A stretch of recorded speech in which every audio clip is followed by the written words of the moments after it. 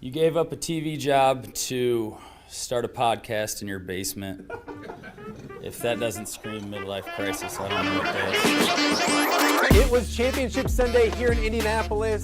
What's the mindset then coming in as a defending champion? I want to win. No, I want to win. The young lady over my shoulder, Caitlin Clark. Not the best looking guy. And I don't think anyone's going to sit here and say, Matt Randazzo was really good looking. What has this last month, 2 months, 3 months been like for you? It's an important fan base for the Fighting Illini, is it not? It is. He turned 69 years young last week. He looked good, Coach. Oh, trying. Thank you.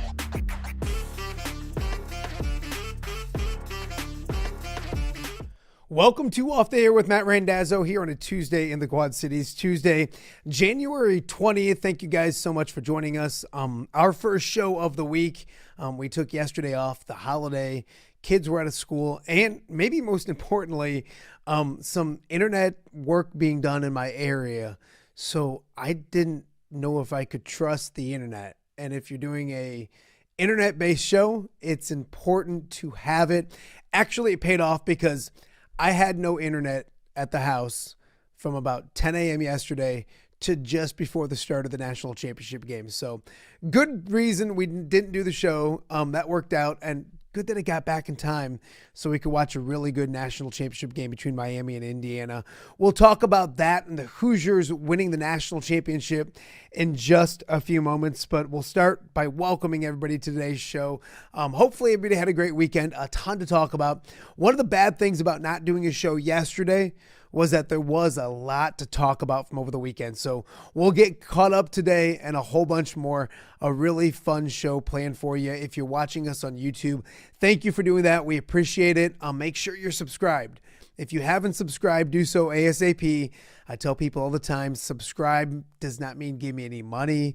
It's free. Just click the subscribe button on YouTube. Help us out and tell a friend or two or 10 about what we're doing right here in the Quad Cities each and every weekday. We're also live on X as well. X has been very, very good to us. So get onto X and chat with us as well. Give us your feedback. Same thing with YouTube as well. There's a great chat going on right now. So get on there. And let us know what you like, dislike about the show, questions, all those kind of things. Be interactive with the Podbean, iHeart, wherever.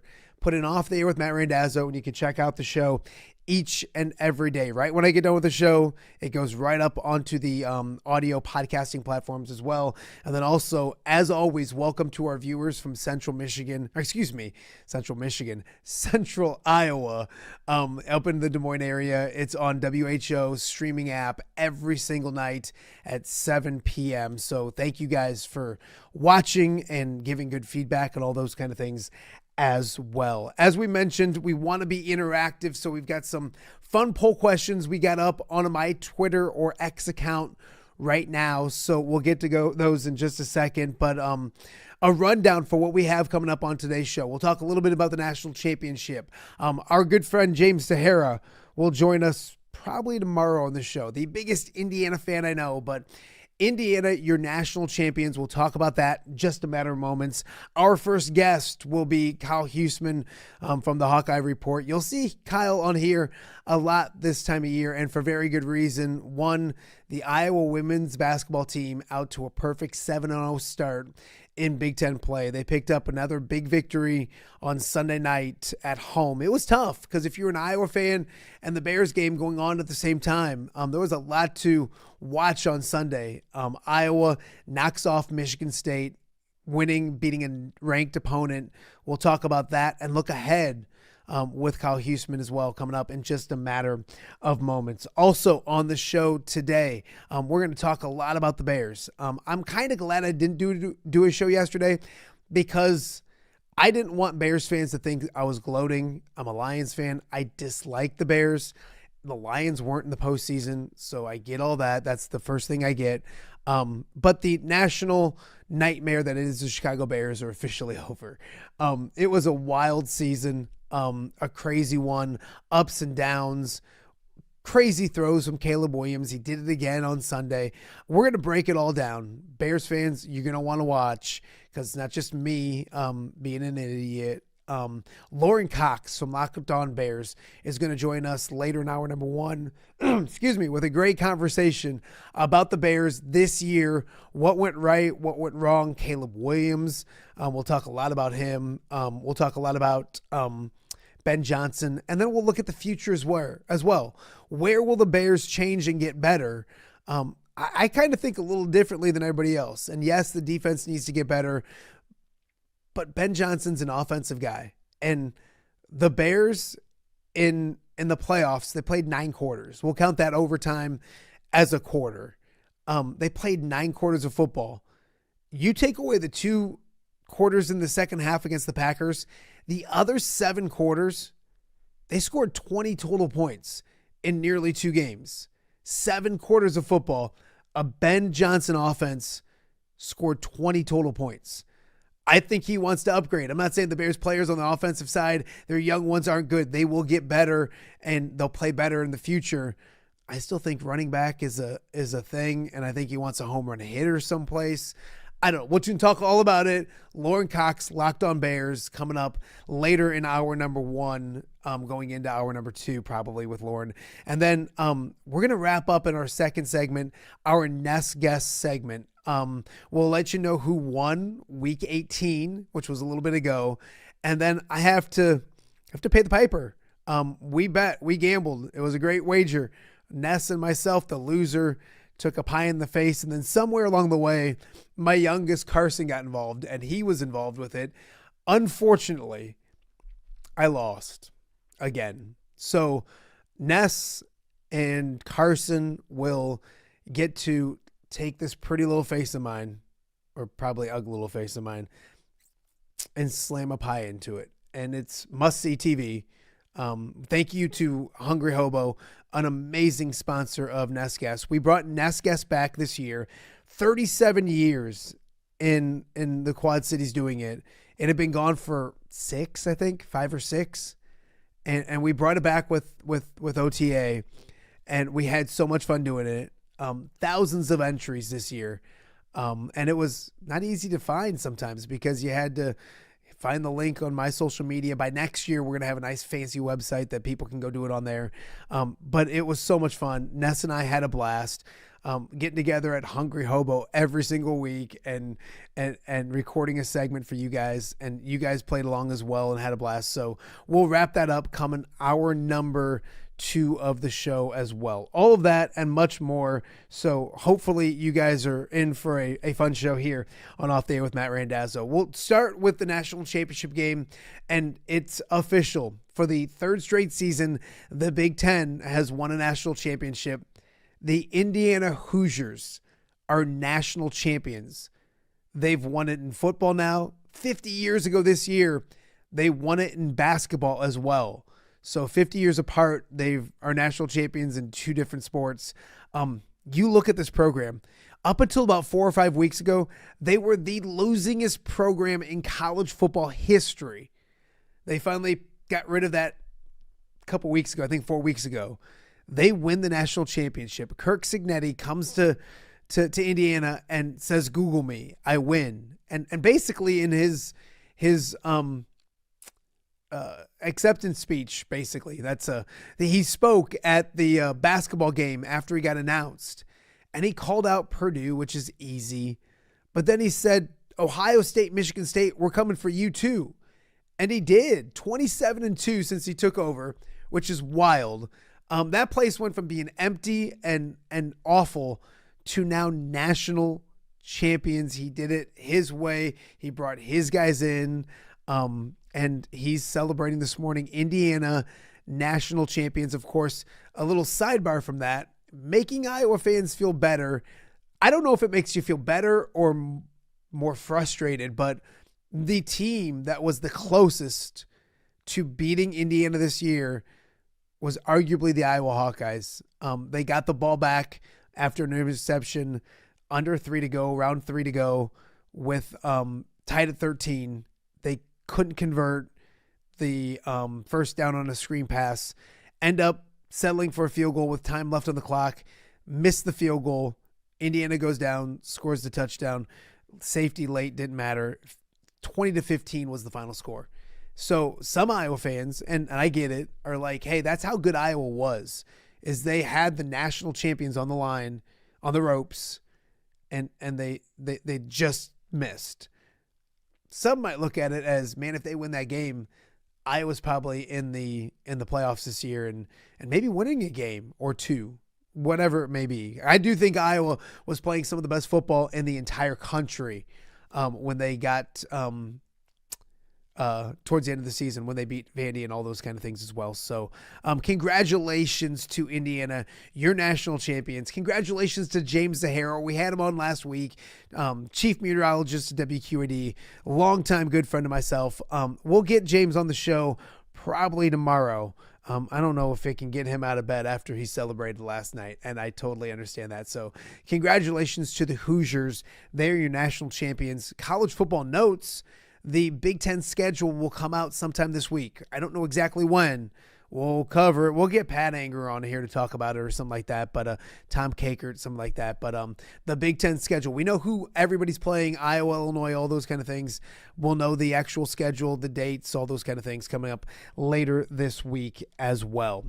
Speaking of college athletics, the Iowa women playing really good basketball. And on Sunday night, they picked up a big victory over Michigan State.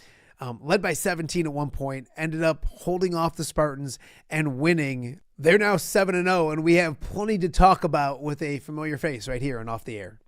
So during that big Bears and Rams game, there was another big game going on in Iowa City, Michigan State and Iowa, and it's the Hawkeyes 7-0 in conference play for the first time since some girl named Caitlin Clark was a junior. Kyle Huesmann joining me right now and Off There with Matt Randazzo.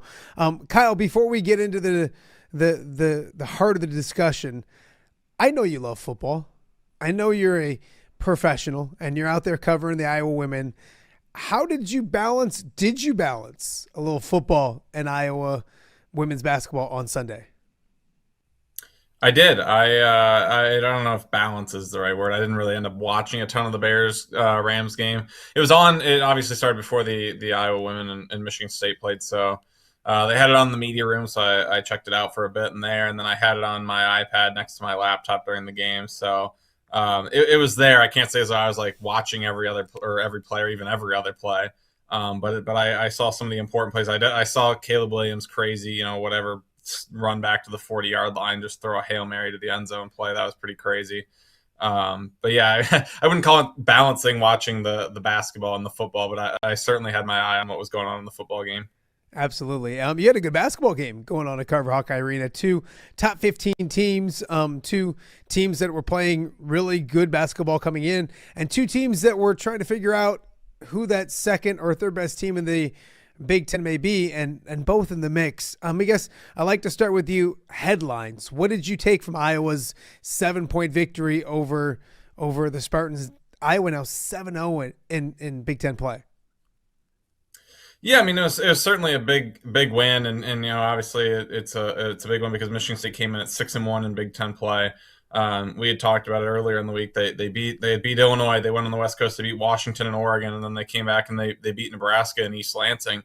So they had come in, playing some really good basketball, beating some really solid teams. Maybe not necessarily highly ranked teams, but some teams that are going to be in the NCAA tournament.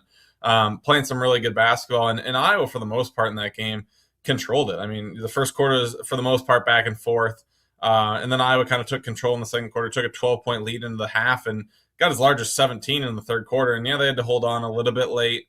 But I mean, that's a top 15, top 20 Michigan State team that Iowa controlled for almost the entire game. I think they led for nearly 35 minutes. So I think that's the first thing is Iowa was kind of still searching. I know they've got the win over Baylor. I know they've got the win over Nebraska and stuff, but they were still kind of searching for that real like headliner win that really stands out. And certainly they'll have chances going forward with obviously everything that's left on the schedule to get more of those wins. But this one really stands out as one of those marquee resume-building wins. And it's a big one in the Big Ten standings because Iowa continues to stay up there at undefeated. And obviously with what's coming ahead on the schedule, there's a lot of losses possibly that are coming up and a lot of obviously chances for wins.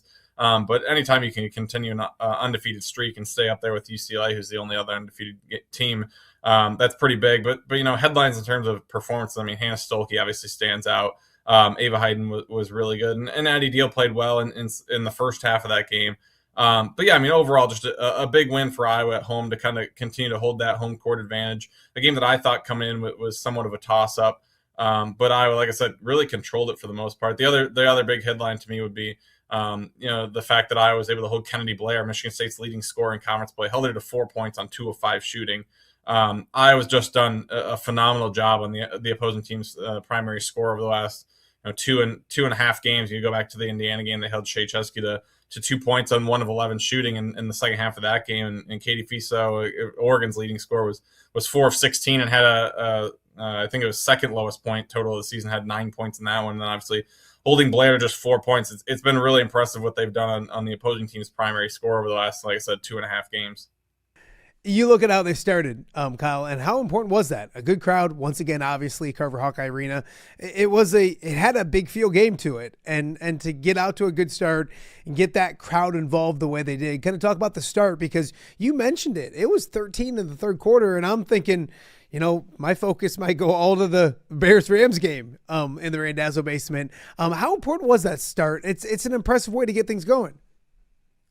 Yeah, and I thought. I mean, it's hard to tell, before the game when the fans are starting to file in, what kind of crowd you're going to get. I thought it would be close to capacity, and it ended up being close to capacity. And right away from the opening tip, those first few minutes of the game, it was really easy to gauge from just the what you were hearing from the crowd, that they were really engaged with that game. I mean, easily the biggest crowd of the season, easily the most engaged crowd of the season. So certainly that helped from the opening tip. And it was back and forth. I think Iowa led 15-14 at one point there in the first quarter. It was really back and forth.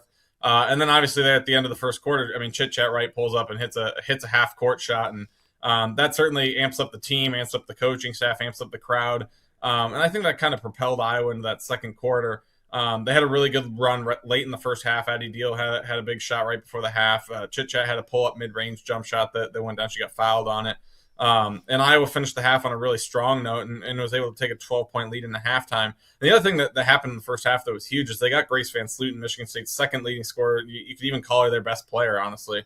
Got her in foul trouble. She had 3 fouls in the first half and got limited to just 2 minutes in the second quarter. And that allowed Iowa to go into the post a little bit. Ava Hayden had a good first half. Hannah Stolke, I think, had 6 or 8 points in the second quarter. So taking their inside presence out gave Iowa an advantage, and Iowa was able to build a little bit of a cushion at halftime, and it extended into the second half. Like I said, built that, I think it was 53-36, built a 17-point lead, and they ended up needing it because in the fourth quarter there, had 6 turnovers and struggled a little bit, and Michigan State brought that 17-point deficit all the way back down to 5 at one point. But Iowa's defense stepped up down the stretch, made some plays. In the last 3 minutes of the game, Michigan State was 0 for 4 and had 2 turnovers. And I shouldn't say in the last 3 minutes, they ended up making a basket with like 0.4 of a second left or something. But Iowa's defense was able to step up late and make sure that Michigan State wasn't able to get any closer, even though Iowa had some hiccups there on the offensive end. And I think, honestly, that was kind of a difference from you go back to the Indiana game. I think we talked about this. The first half of that Indiana game, Iowa really struggled on the offensive end. It kind of bled over into the defensive end where you saw some mistakes, some uncharacteristic things on that end of the floor. And Jan mentioned after the game that she felt like the offensive struggles kind of worked their way into the defensive end where they let those, we turned it over on the other side, or we missed a shot that we should have made on the other side or whatever. That kind of bled over into the defensive end. Instead of saying, okay, let's get a stop, it was still focused on that previous turnover, that previous missed shot or whatever. And I didn't see that in the fourth quarter of the Michigan State game. Yes, there were 6 turnovers. Yes, they missed a few shots. Yes, Michigan State got it all the way down to 5 at one point. But it didn't feel like it was, oh my goodness, we just turned it over and now they just got an open 3 or an open layup or something like that. Iowa was able to step up on the defensive end and make the key stops that they needed to close that game out. But yeah, I mean, like I said, I think the start that they got off to, and obviously getting Grace Van Sluten, and they had Rashonda Jones there, one of their other top scorers, and a little bit of foul trouble as well. So that was really big in the first half to get those minutes with some of their better players on the bench. Kyle, we've talked about Hannah Stolke's consistency a lot, and I think the last 2 games has showed like why it needs to be what it is. I mean, when you look at, I think it was 22-9, 5 assists. I think she only shot like 14 shots, something like that. I mean, it was really, really good. We know how good she is. Is that part of the reason why when we see stuff like this, that it is a struggle on the road against a Northwestern or an Indiana when it's not what it normally looks like? She was really good once again. That's a good week for Hannah Stolke.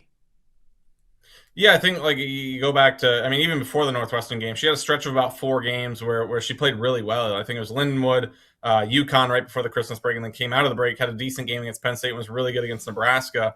And then, as you mentioned, struggled against Northwestern, was 2 of 11 from the floor. That was also the same game where Ava Hayden was in a ton of foul trouble and only played 18, 19 minutes, whatever it was.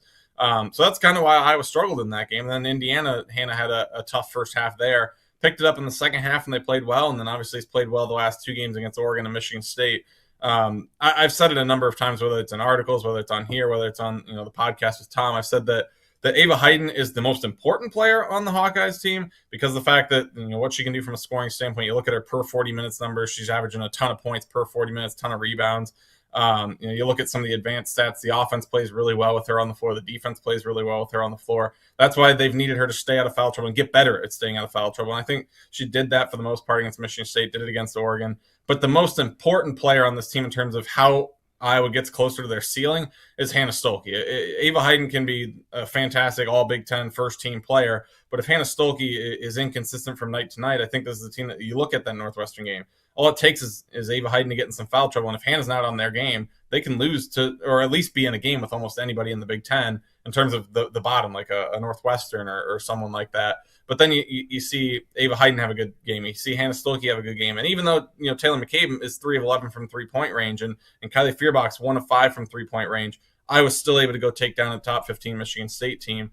So like I said, I think Ava's the most important player in terms of they need her to contribute on a nightly basis to be a solid team. But if Iowa wants to take that next step and be that that Sweet 16 team, have a chance to maybe upset somebody and be an Elite 8 team, Hannah Stuelke's the one that in those moments against like a top 15 Michigan State and going forward when they play Maryland on the road, they got Ohio State coming up, they got UCLA. If Iowa wants to win those games or have a chance in those games, Hannah Stuelke's the one that needs to be at her best. And we've seen that over the last 2 games, the Oregon game, the Michigan State game, combined for 40 points, 17 rebounds, and 13 assists. So has done a really good job of scoring, but the assisting, I mean, I never would have imagined Hannah Stuelke putting together 13 assists in 2 games. So she's done a really good job there. Her efficiency's gone up. She was 10 of 14 against Michigan State. Honestly, maybe one of her most clutch and most impressive shots of her career was that, that baseline fading left, the late shot clock shot with just under 3 minutes to play against Michigan State there. It's a 5-point game at that point. Michigan State had gotten it all the way down to 5. Iowa had, I think it was 2.3 on the shot clock. Kylie Feuerbach gets it in, and Hannah's fading towards the baseline. A shot that honestly you watch the shot and you're like, that's not really her shot. And she knocked it down. I mean, didn't even hit the rim. It was just all net. That was a huge shot there in that moment. The Hannah Stuelke that has played against Oregon, the Hannah Stuelke that played against Michigan State, the Hannah Stuelke that played against Nebraska, against Lindenwood all the way back in non-conference play, that's the Hannah Stuelke that can help carry this team to host an NCAA tournament regional, that can help carry a team to be a Sweet 16 team, potentially an Elite 8 team. Now it's a matter of, we've seen it for a couple games now, and for the most part, it's been the last month or so that she's played like that. But you just have to continue stacking those performances because I'm sure we're going to talk about in a minute. The schedule, there's not a lot of let up in the schedule. There isn't they play so and so that they're going to beat by 30. So if Hannah's a little off that night, there's not many of those where many people on this roster, if any, can have a lot of off nights going forward. Kyle Huesmann from the Hawkeye Report joining us right now and off the air with Matt Randazzo. The Addie Deal stuff is picking up a lot of steam. We talked about her a lot last time, coming off the really good performance against Oregon. She looked good in the first half. I think 8 points in the game, about 15 minutes. As she gets better, where does this go? And if she's going to play more, who isn't? Or is it one of those things that you just expect her to come off the bench and provide that spark and kind of, is it more of an Ava Hayden thing where you're going to use her when you can and expect a spark, but it's the future that fans should be more excited about than maybe the present right now? Yeah, it's a really good question. I mean, I think at the Oregon game was maybe a little bit more impact than you can expect going forward. I mean, fantastic game, obviously. I don't think we're going to see that every night from her. But what she did against Michigan State to come in and hit, 2 of 2 from 3. She's now made her last 6 3-point attempts. Wow. Was solid there in the first half. Had a few turnovers later in the game. I think she finished with 2 assists and 3 turnovers for the game. It's great that she's starting to looks more comfortable shooting the basketball, looks more comfortable getting into the paint and taking some of those shots. But there's been some discussion of if she starts to play more minutes, or does she deserve more minutes? Who's she taking them from? I've seen a lot of people throw out the name like maybe she should be playing over Taylor McCabe. I think it's far too early, and this isn't disrespect to Addie Deal in any way. I think she's really coming along. I think that's huge for this team that she's coming along especially from a scoring standpoint. But I don't think it's time to say that she should be taking other players' minutes or saying Taylor McCabe should be on the bench and Addie Deal should be starting. I think it's huge that Addie Deal stepped up and started to show that she can be more of a scorer, be more of a contributor off the bench, because there was a stretch there in non-conference play where she wasn't contributing a lot from the scoring standpoint. And she was turning it over a bit when she came in. And now she's still got to improve from the turnover perspective. But the fact that she's been able to come in and hit some 3-pointers, especially at a time where Taylor McCabe has been struggling from 3-point range, anything that she can do, whether it's coming off the bench and if she plays 20 minutes a game, or whether it's 8 minutes in a game or 12 minutes a game, if she can come in and have a consistent 3-point shot and be able to score in the mid-range, like she's shown in the last 2 games, that's a huge boost for this team. In terms of who she would take away from, I know there's, like I said, Taylor McKay's been thrown out there. I think Taylor McCabe's getting a little bit of the Gabby Marshall treatment from a couple of years ago, where there's a few games of not shooting it well, and it's like, well, what's she out there for? I said this, Taylor McCabe shot 11 3-pointers against Michigan State the other night. She made 3 of them, and she came back out on the court after the press conference, and she was up there getting shots up out on the court. If I'm an opposing team that still has to play Iowa going forward, I'm not giving Taylor McCabe the chance to shoot 11 threes, because somewhere along the line, and this happened with Gabby Marshall, she got a great run in a couple of postseason trips there that Iowa made the Final Four, was a huge factor from the 3-point range in those. You continue to give Taylor McCabe 8, 9, 10 3-point attempts, it's not going to be long before you see she just was 7 of 9 from 3 that night, or 6 of 9 from 3 that night. It's coming. It's going to happen. It's been a few games now where she's been a little bit quiet. You can't expect a 3-point shooter, I mean, even as someone as good as her, to go an entire career and start having games where she's shooting 10, 11 threes in a game and not have a stretch where she misses some. Gabby Marshall was a phenomenal 3-point shooter. She had stretches where she struggled.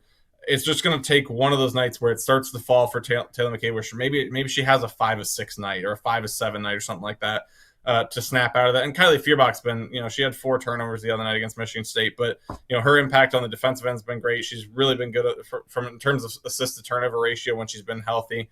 So I think it's one of those where Addie Deal, unless someone gets injured or really starts struggling, if we start talking another 2 weeks of Taylor McCabe struggling from 3-point range or something like that, maybe you start to talk about it. But I think right now, the role that Addie Deal is in, if she's able to play 15 minutes like she did against Michigan State, and she comes in, she hits a couple of threes, and she finishes with 8, 10 points and a couple of assists and a couple of rebounds, I think that's going to be a huge boost to this Iowa team. And that doesn't mean that she needs to play 30 minutes in a game. It just means that she's filled her role that she was kind of hoping to fill, or maybe the coaching staff was kind of hoping to fill. And I think this team can still hit their ceiling with it. She doesn't have to play 30 minutes for this team to hit their ceiling. It's exciting, Kyle, because you look at the bench, and Taylor Stremlow only played 10 minutes, and Journey Houston, who's played good this year, played 8. I think it's important. I think they do, that people buy into their roles. It's going to be different times, and injuries and bumps along the way. But as long as those players buy into roles and are ready to step up when needed, you can see the depth kind of slowly forming for the Iowa women's basketball team. Kyle Huesmann joining me right now. I was going to say, I think the thing that some people look at is they look at a game like Michigan State and they say, well, the starters play, Hannah Stolke plays almost 35 minutes, and Ava Hayden plays over 32, and Taylor McCabe played 20. They look at that and they see, Kylie and Chit Chat were in the 30 to 35 range. And they look at it and they say, well, the bench didn't play. That's not going to fly going forward. You have to have bench contribution. Addie Deal's got to play more. So-and-so's got to play more.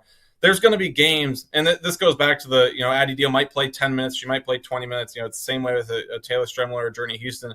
There's going to be games going forward with the schedule that they have, with the matchups and how everything changes with scouting and stuff like that. There's going to be games where Jan's going to say, okay, this game, the way it's played out, the feel of this game, whatever, we need our starters to be in there for 30 to 35 minutes to win this game. That was what the Michigan State game was. Taylor McCabe was the only starter to not play 32 and a half minutes. But there's going to be games where, Addie Deal needs to come in and spell whoever and play 18, 20 minutes. And there's going to be a game, Journey Houston plays less than 8 minutes. There's going to be a game where she needs to play 12 or 14 minutes because maybe Hannah Stolke's in foul trouble or whatever, or maybe the matchup works better to have Journey Houston in. Same with Taylor Stremler. Maybe Chit Chat, has something where she needs to be out of the game for a stretch, or they want an extra ball handler in the game. And Taylor Stremler's dealt with a little bit of turnover issues over the past few games, but she's been mostly good for this season. There's going to be stretches in these games where they need the bench players to step up, and there's going to be games where you're going to have to ride your starting lineup because maybe they're playing well together, or maybe it's just a game where you need those starters. But it doesn't mean every game has to be super balanced with the bench players have to play a giant role and score a bunch of points off the bench. There's going to be games where the starters are going to play more minutes, and they're going to need to be the ones to carry you to a win. But there's also going to be a night where it's, Taylor Stremler needed to come off the bench and play 18 minutes and have 5 assists and knock down a couple of threes. And then the same way against Oregon, Addie Deal was the one that they needed her to come off the bench and hit some shots, and she did. That's just kind of the way it goes. Is there's going to be games where players play more than others, where the bench plays more than other times, and those players have to be ready to fit those roles. And last night, or the other night against Michigan State, was one where the starters needed to play the majority of the minutes. And maybe we're talking about Thursday against Maryland, maybe someone off the bench is forced to play more because of foul trouble or something like that. And those players just have to be ready to step in and be in those moments and in those roles as the season goes on.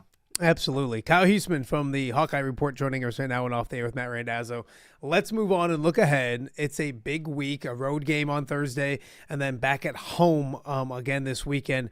We'll start on Thursday, and a Maryland team that, I mean, and you can see, and we've talked about it with yourself on the show a lot, UCLA is clearly a cut above everybody else, maybe two.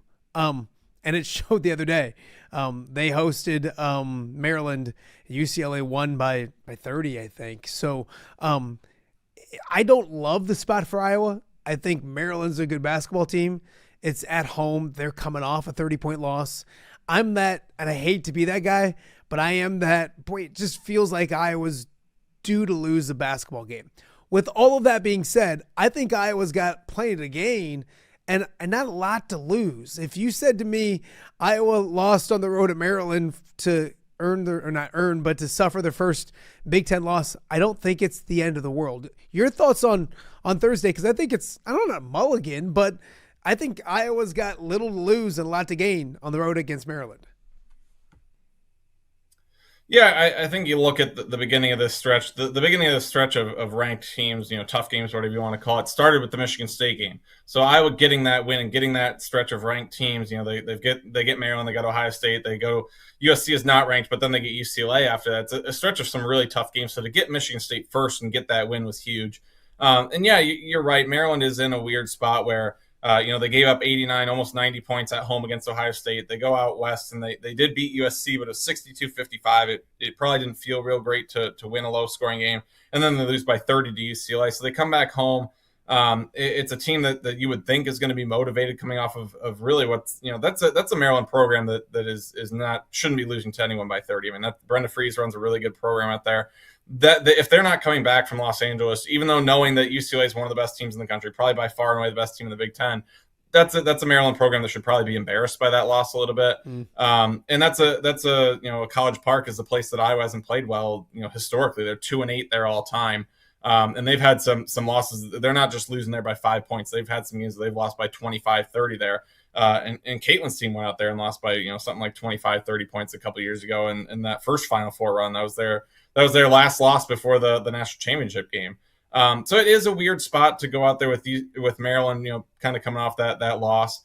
But again, this isn't, necessarily the Maryland team of years past where they're a top 10 team. I think this is a good Maryland team, probably a top 25, top 20 Maryland team. But they have some cracks in that team. They lost to Illinois. It was at Illinois, but they lose to Illinois. They give up 90 against Ohio State. They give up 97 against UCLA. They only scored 62 against a USC team that's been struggling. But they do some things really well. And the first thing they do really well is they're really good on the offensive glass. They're averaging, almost 16 offensive rebounds a game in Big Ten play. The other thing they do is they defend the paint really well. They're first in the Big Ten in terms of opponent shooting percentage within 4.5 feet of the basket, which is kind of that around the basket, that rim area is what they kind of call it on the analytics site. Opponents are shooting under 50% at the rim, which again is first in the Big Ten. That's ahead of teams like UCLA, Ohio State.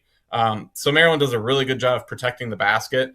They do turn it over a bit. They do force some turnovers, so that'll be an interesting thing to see how the turnover battle plays out because there could be their fair share of turnovers on both ends of the floor. But this is a really solid Maryland team. I think it's a Maryland team that's similar to a lot of other teams in the Big Ten where their floor, they can lose to a bunch of teams in the Big Ten. Their ceiling, they're probably, we've asked the question of, who's that second best team in the Big Ten?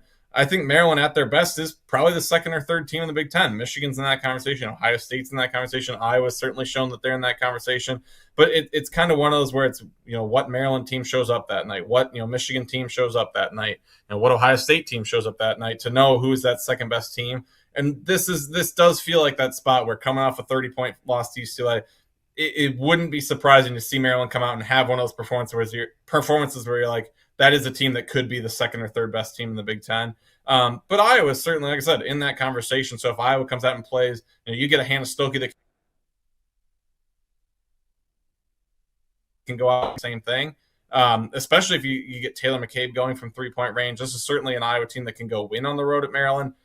It's just not one of those things that they've done very well historically, and certainly since Maryland joined the Big Ten.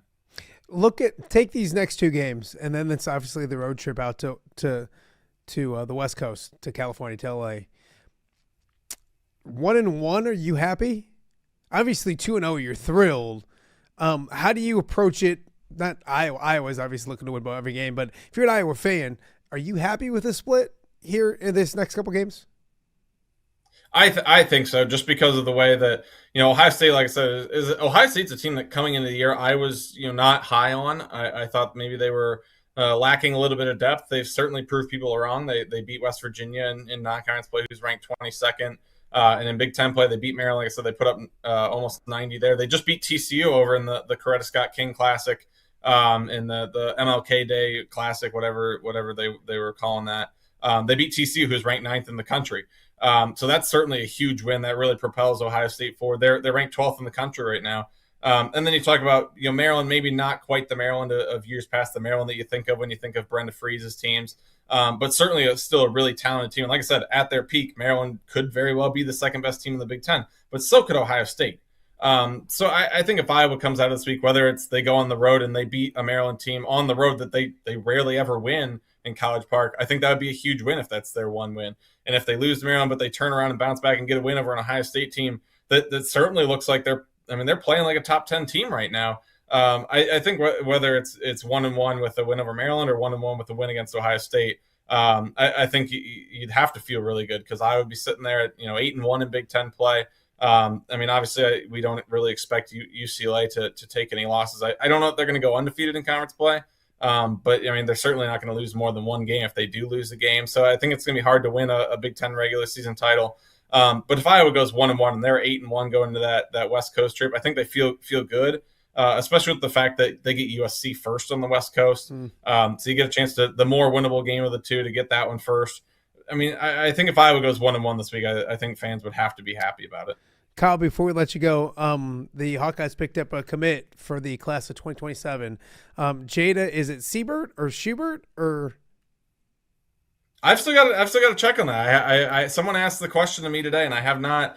I'm going to talk with their high school coach here later this week, and I'm going to have to get the lowdown on how to pronounce her last name, because I had someone ask me this week, and I was like, I guess I hadn't really thought about it. I don't know what it is. Jada's coming to town. Well, tell me about her. Yeah.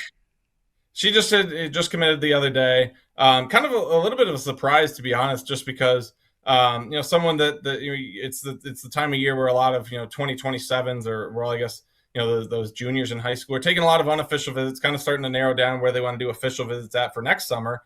And then they're getting in the process of do I want to do a finalist list of 10 teams, 5 teams, 3 teams, whatever they're going to do. That's generally what this time of year is for juniors in high school. And Jada decided that it was time to commit to Iowa. So it was a little bit of a surprise to see it come out and have her commit this early. I did get a chance to talk with her the other day, and she mentioned that it was kind of always a thought of hers that maybe she'd want to get the process over early. The family and her did a number of unofficial visits to kind of learn about programs, and she said that Iowa kind of stood out. And it was one of those where if she felt like it was Iowa and it felt like Iowa was the right decision for her, whether it was the coaching staff, the style of play, things like that. Why drag it out? Why take a bunch of official visits when you feel like it's Iowa and it feels like Iowa's the right choice?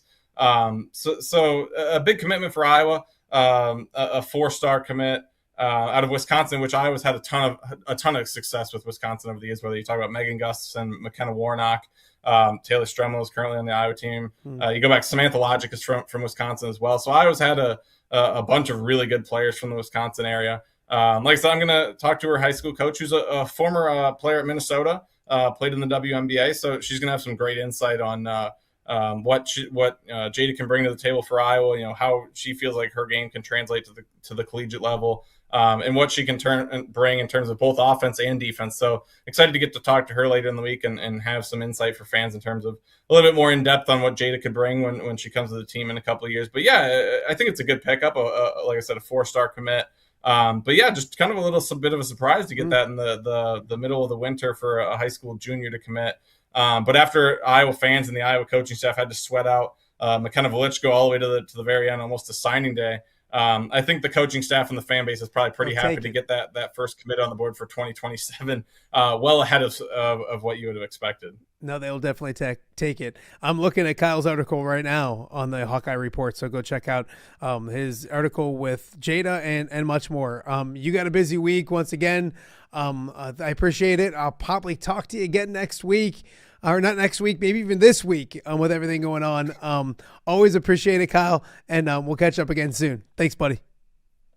Yeah, thanks for having me on the show. All right, that is Kyle Huesmann. Check him out, thehawkeyereport.com. Obviously, follow him on social media. He's back on X. Finally, back on X. The world is a better place when Kyle Huesmann is on X. We got more to get to. You're watching OTA on a Tuesday. We'll be right back. All right, be honest. Are you craving Hungry Hobo again? You know, that fresh sliced meat piled high on those amazing sandwiches, hot off the grill chicken and steak with all those delicious toppings, the biggest and best selection of baked potatoes, or simply some waffle fries dipped in cheese. Well, now that Quad City favorite is even easier to get. Download the Hungry Hobo app today. Order ahead, skip the line, and earn rewards all at the same time. There's Double Points Monday and exclusive specials as well. With 12 locations in the Quad City area, it's Hungry Hobo. Now even easier to find, but still hard to resist. Rafferty Funeral Home, dedicated to serving families in the Quad Cities since 2007. Hi, welcome. Here, come on in. An experienced staff plans each service to reflect the unique life and legacy of your loved one. Rafferty Funeral Home is proud to serve our community with dignity, respect, and compassion, helping you to celebrate your traditions and lasting memories no matter your faith, culture, or budget. Rafferty Funeral Home in Moline. Call today to discuss prearrangements.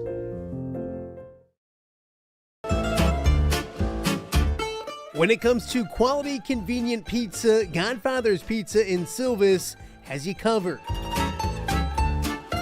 Featuring a beautiful dine-in area, delivery, and a carry-out window. Godfather's Pizza is that pizza you grew up with, not a convenience store. You see, at Godfather's Pizza, the dough is made fresh daily. That mozzarella cheese is shredded fresh and never frozen. And those toppings are abundantly piled high each and every time. Locally owned and operated since 2010, Godfather's is a huge supporter of local athletes right here in the Quad Cities. So come on by and check them out at 1211 Avenue of the Cities in Silvis. Order online at godfathers.com and reunite with that same delicious pizza you grew up with.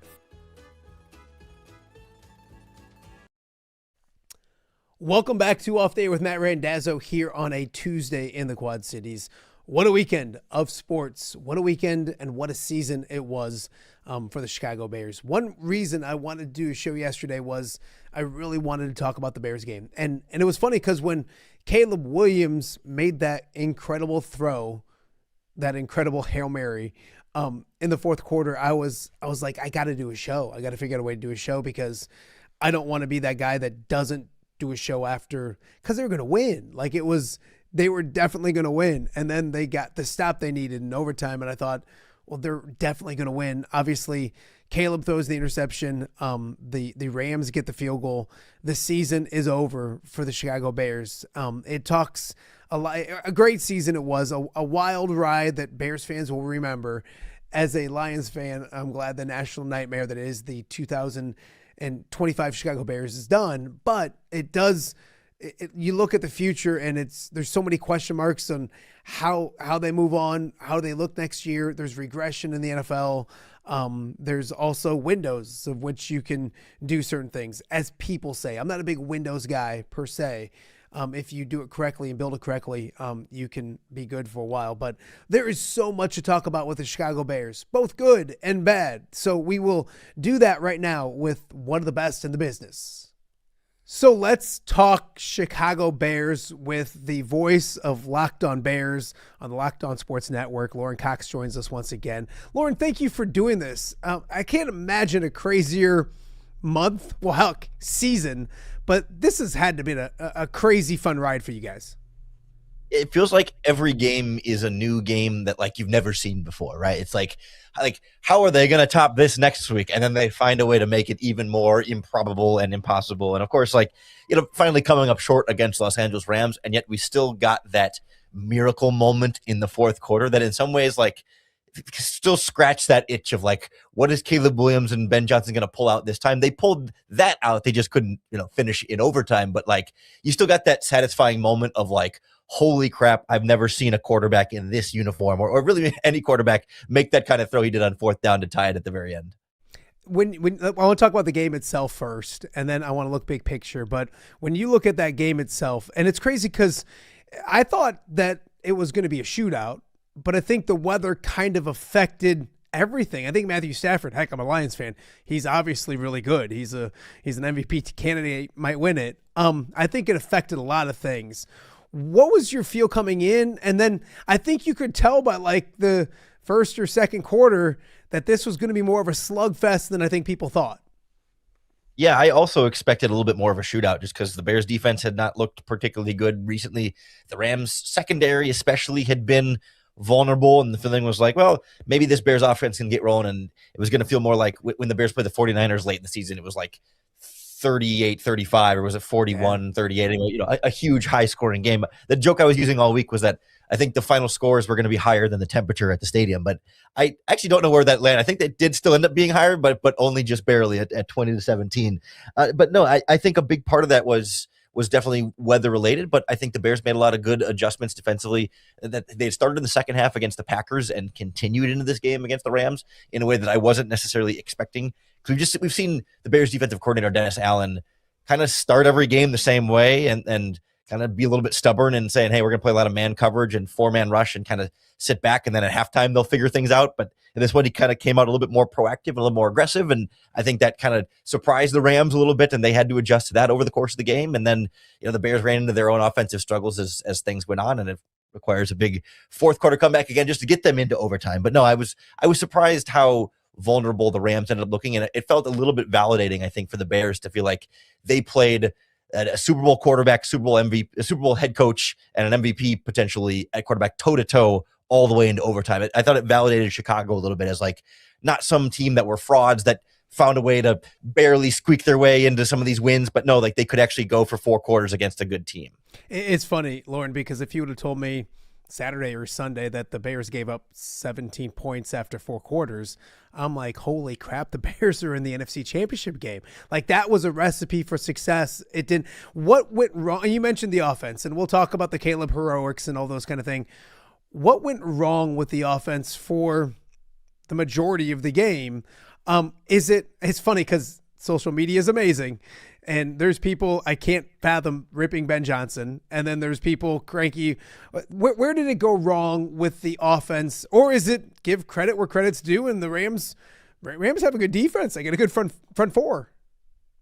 Yeah, I think the Rams defense definitely deserves some credit there. But I left the game feeling a little bit more like the Bears getting in their own way there in terms of like it being more like self-inflicted wounds or mistakes the Bears created themselves as opposed to like great individual plays by the Rams defense forcing those mistakes by Chicago. I think the exception to that is short yardage situations. The Rams defense absolutely stepped up. Ben Johnson tried to pound it up the middle a few different times on 3rd and 4th and 1 and got stopped pretty much over and over again. And I think the sort of the pivot there is like, well, there's some self-defeat there in terms of they kept trying it and kept not doing it, that you would like to see Ben Johnson maybe after a couple of those getting stuffed to the line of scrimmage plays saying, all right, maybe we'll pass it in this situation or try something a little bit different, because there's a stubbornness in wanting to kind of dominate the line of scrimmage and push that through. But outside of that, I mean, we saw what felt like 5 or 6 drop passes by Bears receivers, including a would-be touchdown on the first drive by Rome Odunze that could have completely flipped the game. But Odunze dropped 2 or 3. Colston Loveland dropped 1 or 2. Luther Burden, I think, had a drop. DJ Moore had a drop. And then Caleb missed some throws too. I think there's a lot of blame to go around, but it feels like if it's a little bit of quarterback inaccuracy, a little bit of drop passes, and a little bit of play calling sometimes, that's a little bit less Rams. I'll give them credit for the stops they absolutely did make in this game. But it felt like, man, if the Bears just changed 1 or 2 of their own things that they could control, they'd probably win this game, even with the Rams defense playing well. Locked on Bears host, Lorin Cox joined me right now on Off Day with Matt Randazzo. It's funny because I'm, as a Lions fan, almost watching from afar kind of some of the same things the Lions went through when it comes to, you go back to the NFC Championship game, and a lot of people were like, if Dan just settles for 3 or takes 3, or then you're in the Super Bowl. And I get it. I lived it. I still remember it. Where were you at on the 4th down calls? I get to a point, and it is what it is. I don't ever blame Dan Campbell when he does it, because you love him when he does it and it works, so you can't hate him when it doesn't. Same thing with Ben, and they're the same dude.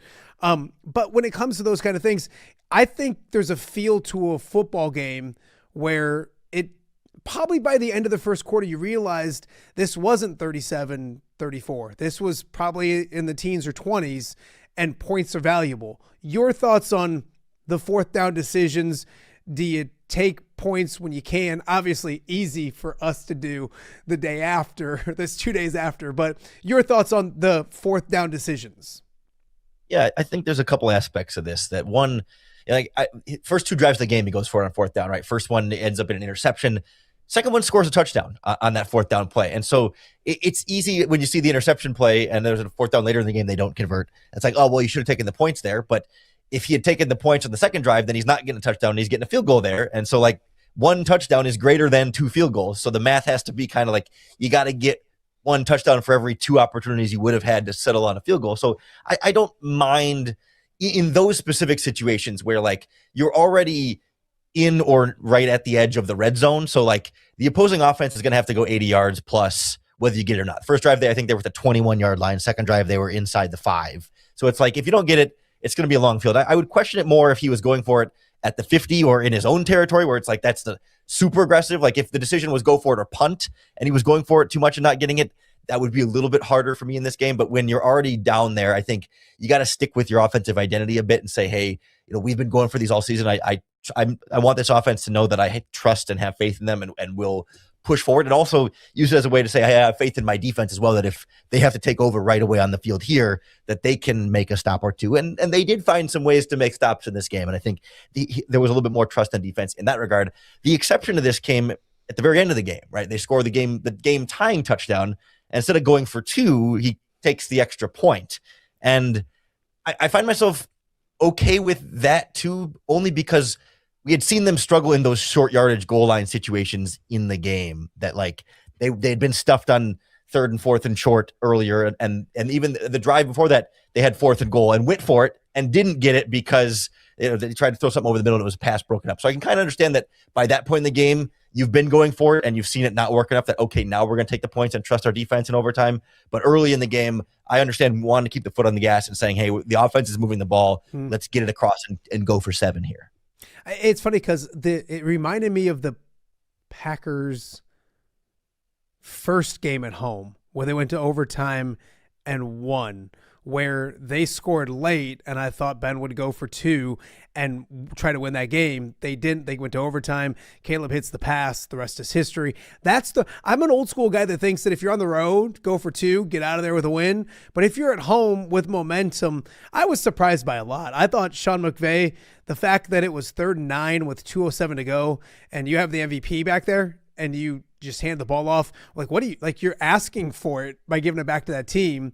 And then I thought it was surprised. Still 14 seconds left. I know the chances of getting into field goal range, kicking a field goal aren't great, but you have 2 timeouts and you got Matthew Stafford and you got this guy named Puka Nacua. I was surprised they kneeled. I thought, take a shot, see if you can get 35, 40 yards and then kick a field goal. So a few things I was surprised by. Let's go to overtime, because the big thing is they get the stop on defense, and really you got to credit the Bears defense the last 2 games, or we'll say 1.5 games, but because they got the stop when they needed it.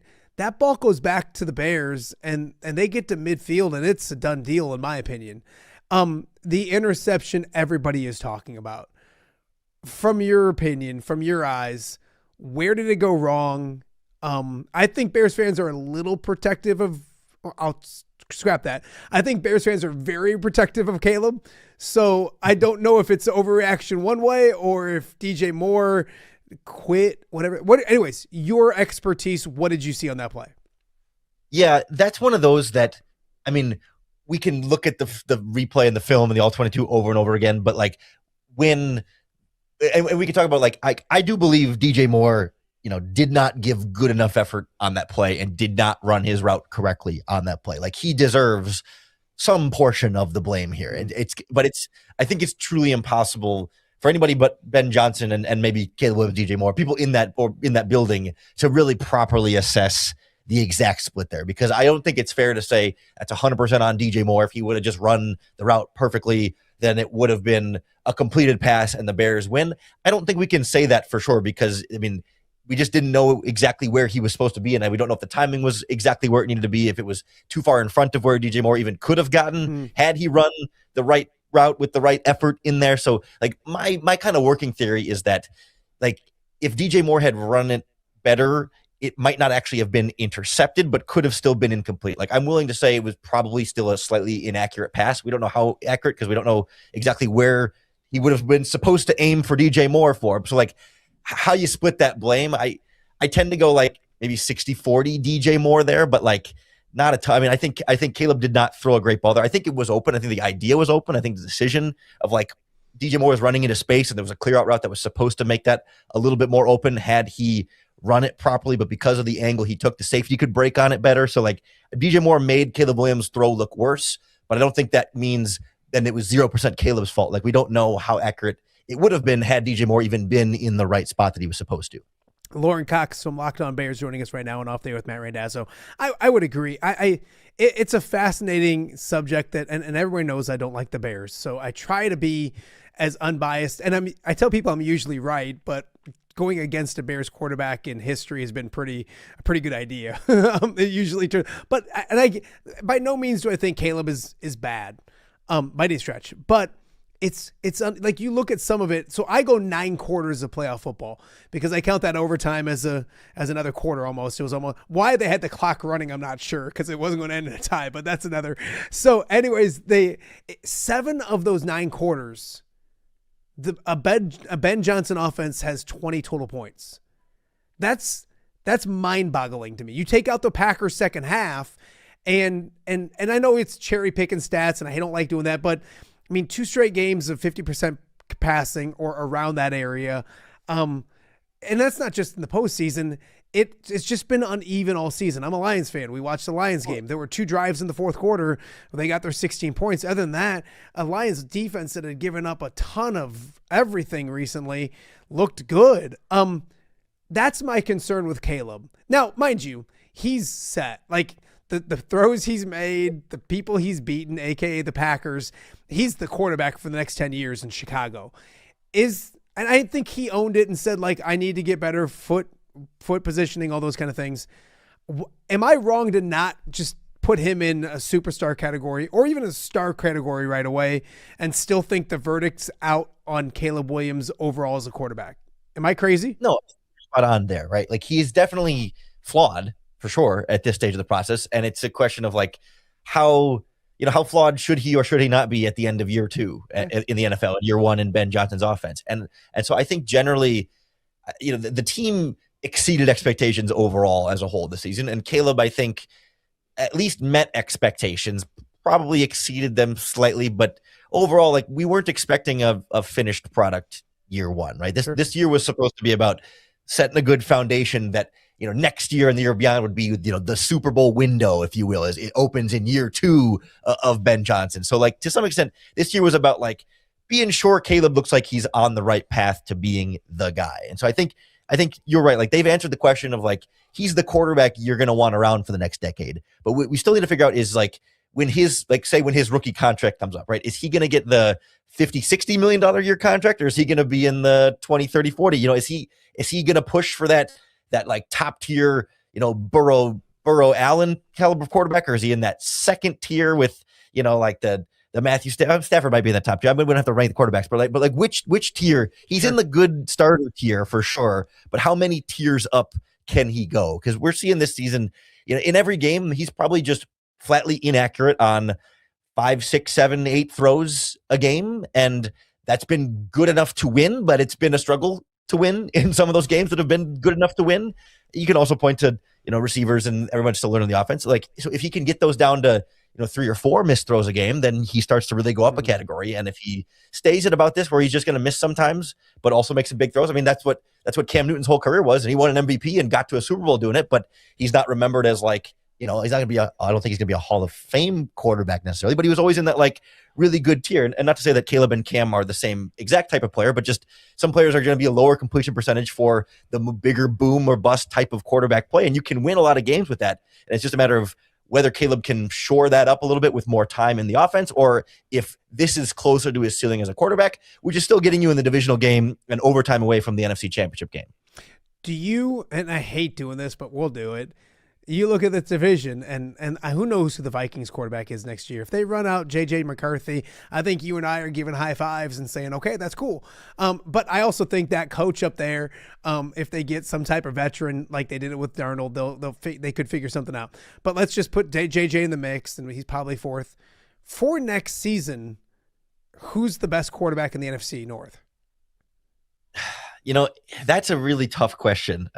And part of it is like, I don't know what to expect from Drew Petzing in Detroit. I've got my concerns about him, but also it could be a good fit with Goff, the way he's operated before. So like, that's a little bit tricky. I also think in Minnesota, if Brian Flores is back or not, that could be a difference in how good that team is. But I suppose that's a little independent of the quarterback. Like, I still think there's a lot for Caleb to have to prove again. Like, I'm not ready to say today he is definitively overall better than Jared Goff or Jordan Love, like definitively. I think I could make an argument that he's right up there with him, but like, he has more to prove still than those guys to have. Like, Caleb's had one season that's been a lot better. We've seen those guys play at a high level for multiple years. And I'm not the biggest Goff or Jordan Love fan. Like, I don't think they're top 5 quarterbacks in the NFL, but I do think for now they still remain, they're just a little bit more consistent. I think Caleb has been more dynamic in terms of like the bigger plays and the truly special stuff. He's done stuff that neither of those guys have done,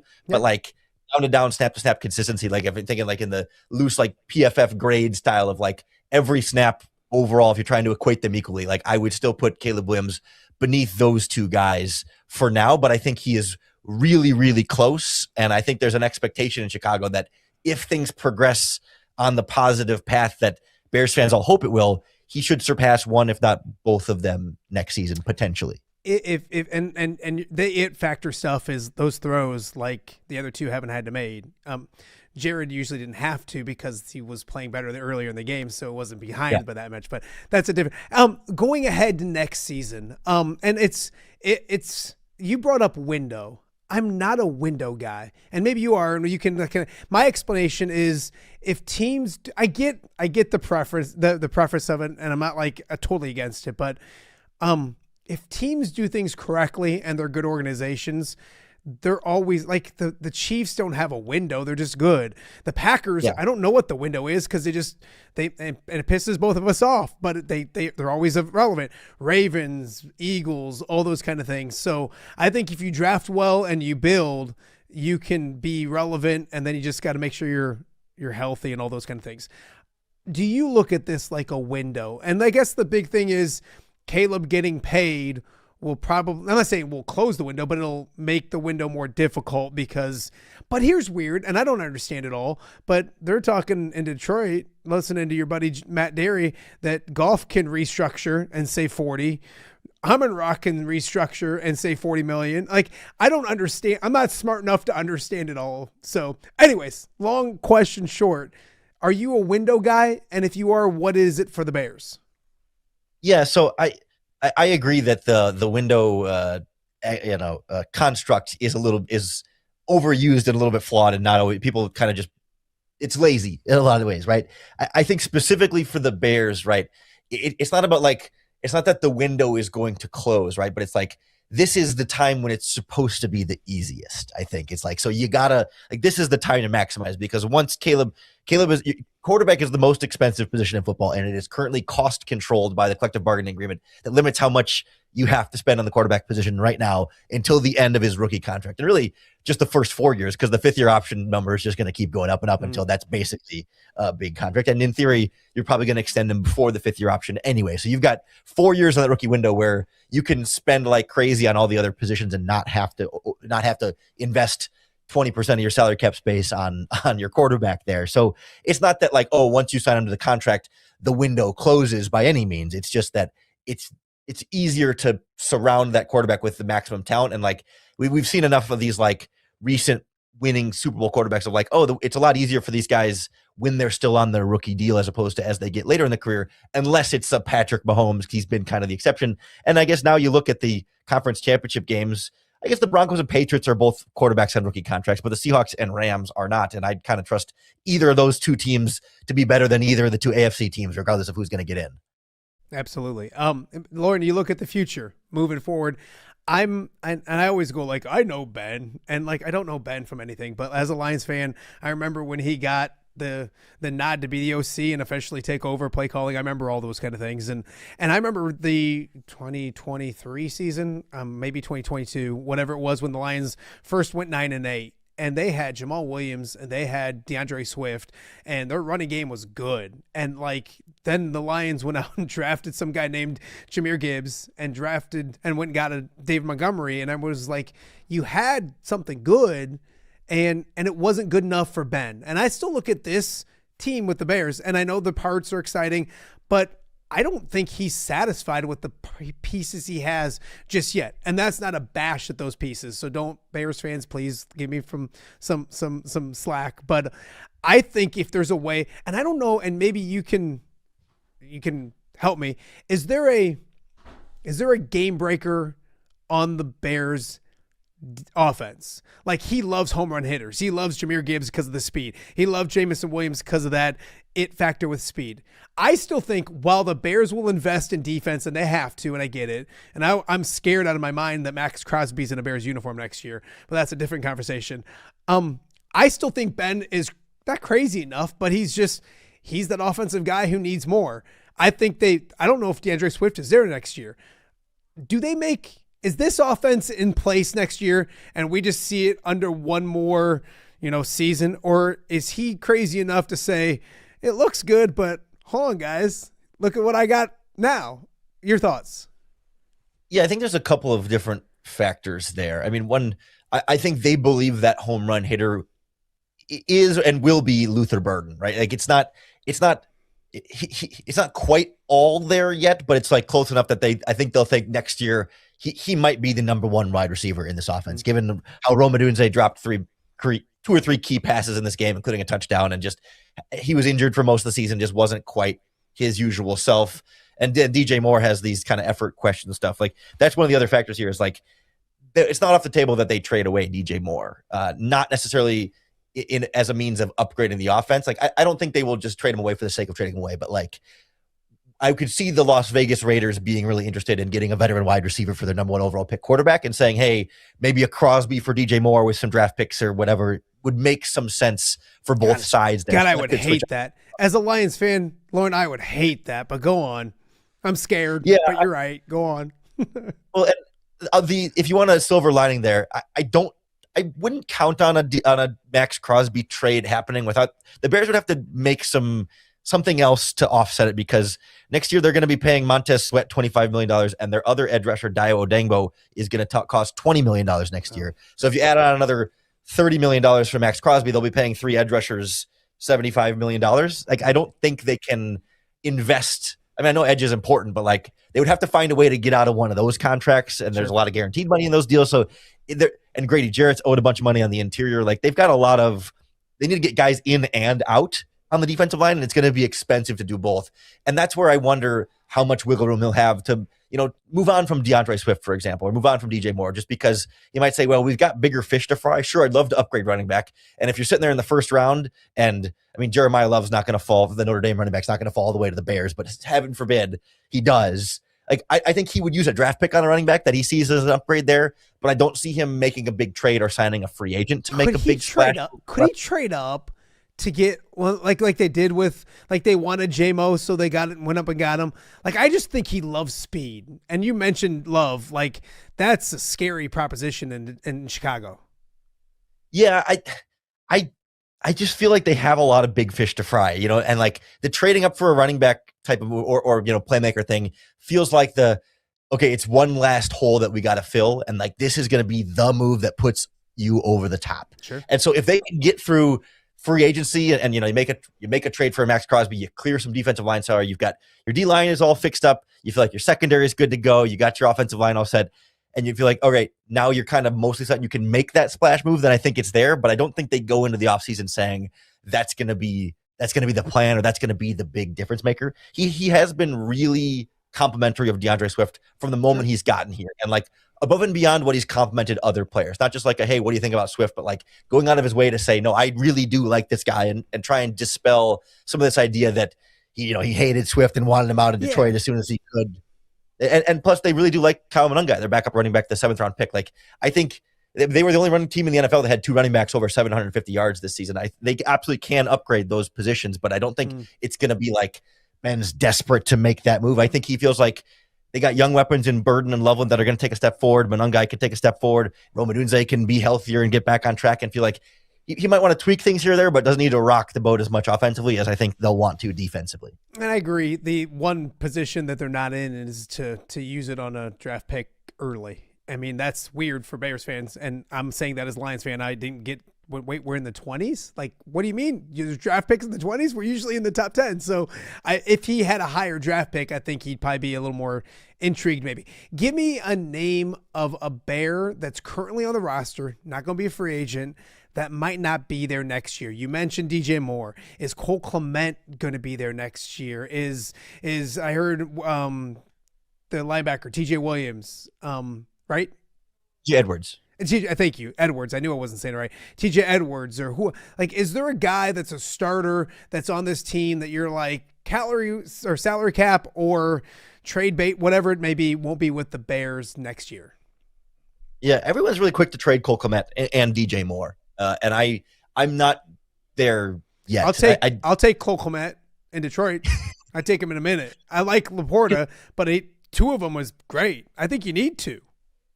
Yeah, I think the people get upset because he's getting paid $12 million a year to be your number 2 tight end. But in Ben Johnson's offense, a number 2 tight end is basically a number 3 receiver. So like so they're not just going to be in some hurry to get rid of a good player. Like same thing with DJ Moore. Like, yes, he has real effort and question. Like there's real stuff there, concerns, but like he's still a guy who has been a 1,000-yard receiver almost every year of his career and is durable and good with the ball in his hand. Like they're not just going to willy-nilly get rid of a guy just for the sake of, we're paying him a lot and he's not the number 1 anymore, so let's save some money by making our offense worse. I don't think that's going to be the case. Defense is where you're going to see that type of change. But either the linebackers, Tremaine Edmunds or TJ Edwards, it would not surprise me if they didn't bring back either one. Edmunds is the 3rd highest paid linebacker in football. He had 4 picks this year, but like was not all that great outside of those 4 interceptions. At least he was not a top 5 linebacker in the NFL and he's being paid like a top 5 linebacker. But TJ Edwards' injury was severe enough that it might cause him to miss most of next season. So I don't think you can cut one linebacker and have the other one injured and not get him back. So they're kind of in between a rock and a hard place there, figuring out who to go. And same thing on the defensive line between Grady Jarrett at defensive tackle, who was a huge free agent bust in terms of performance on the field, good leader in the locker room, but you're paying $20 million next year for good leadership in the locker room. It's just not quite worth the investment there. So between him and the other edge rusher I mentioned, Dio Odengbo, like you'd like to move on from one or both of those, but their salaries are fully guaranteed next year. So they've got some really tricky spots there that one of those defensive leaders will be gone. It's just a matter of who and how they find a way to try and smooth over the financial impact. All right, Lorin, I've lied to you because I said I was going to keep you a certain amount of time. I could talk to you for 3 hours. So with that being said, a few more. How did the Bears attack this offseason? I think it's from the outside looking in, it's like defense, and some more defense. Is that as simple as, hey, the Bears got to get better on the defensive side of the football and hopefully the offense continues to take more steps under Ben Johnson? I think so. I mean, that sounds like an oversimplification when you say it out loud, especially when we're coming off a game, as you mentioned, defense gives up 17 points. That's a winning defense performance, and the offense came up short. But I think the feeling has always been like most of the pieces are there in offense, and it's just a matter of young players maturing and everybody learning the system a little bit better. And if Caleb and Rome and Luther and Colston Loveland all get 5 or 10% better, then the offense should be fine. They were, I think, barely a top 10 group this year in terms of points. I think they were 9th in points and 6th in yards. I pulled up here. And the defense was 23rd in points and 29th in yards. So that is still the big flaw. I think the first tough question comes at the safety position. Both Kevin Byard, who led the NFL in interceptions, and then Jaquan Brisker, who had a great playoff game. Both of them are free agents this offseason.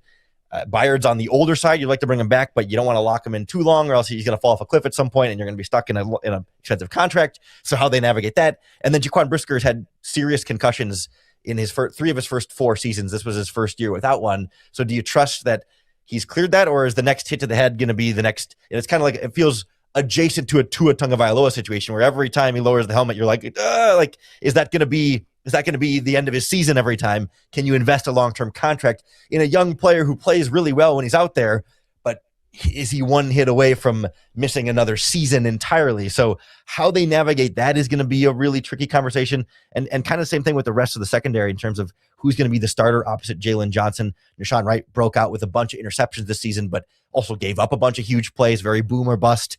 They have backup Tyreek Stevenson, the same kind of guy. So do they go to get a new player altogether? Do they just do competition there? Like, a lot of this defense could change, and that's going to be where most of the emphasis is.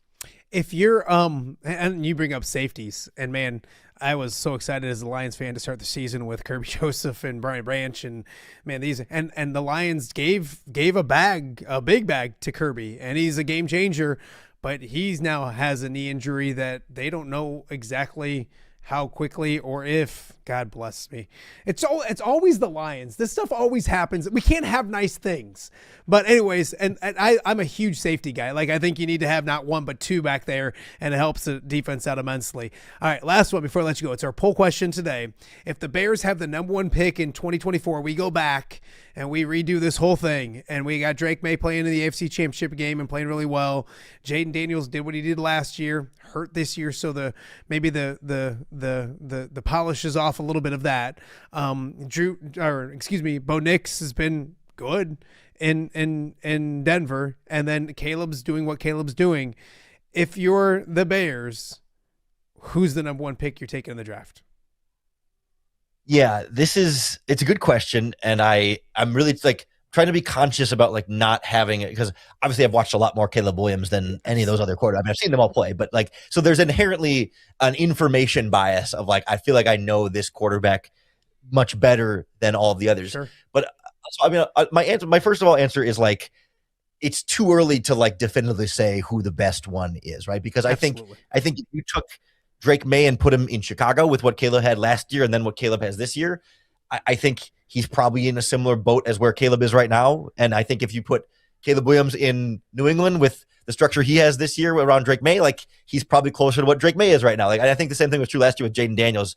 If any of these quarterbacks you put in that system for Cliff Kingsbury, the rookie season where everything was kind of drawn up for him nicely and schemed to him perfectly, I think a lot of these quarterbacks would have had success. So I think it's been more about the landing spots for all these three guys than them being clearly head and shoulders better.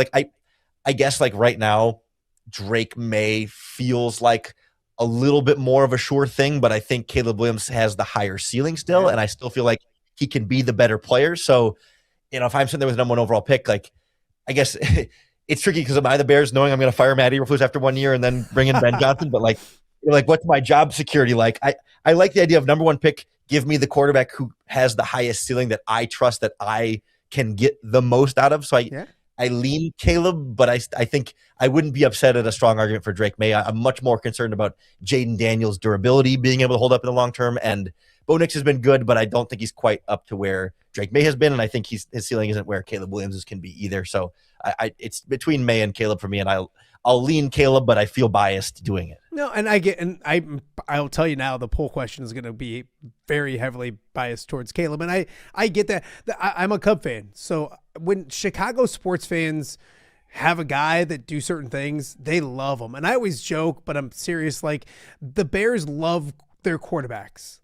They were even going into this year, there were Bear fans that still love Justin Fields, and the Mitch didn't work out. They fall hard. And then if the person you fall for is also beating the Packers, like he's been doing, I totally get it. Right now, it doesn't matter if I don't think he could have an average season next year and maybe take a step backward, and he's still going to get that contract because what he's done and the throws he's made against that team from the North, people will remember forever. Before we let you go, tell people about Locked On Bears. The Locked On Network is great. I listen to your partner your partner in crime, I guess, Matt Derry with the Lions all the time. Peter Bukowski is mind-numbingly frustrating in person as he is on the show, but he does the Packers. Lorin, you do a great job with the Bears. Tell people, and the season might be over, but some of the best shows and podcasts are the off season. There's so much to talk about. Tell people about Locked On Bears. Yeah, absolutely. I appreciate you having me on. I will say, Peter Bukowski is very good at what he does, and is really good at pushing the buttons of every non-Packers fan. I will say I've hung out with Peter in person multiple times. He's a really good human being and a friend. That's and someone awesome. who I do like as a person. As a podcast host, the character he plays on Locked On Packers is a jerk who, doesn't always mesh well with my listeners, at least. But no, we cover, we have podcasts for every team and every sport pretty much across the country. Do Locked On Bears 5 days a week on YouTube and wherever you get your podcasts. And not slowing down all throughout the offseason.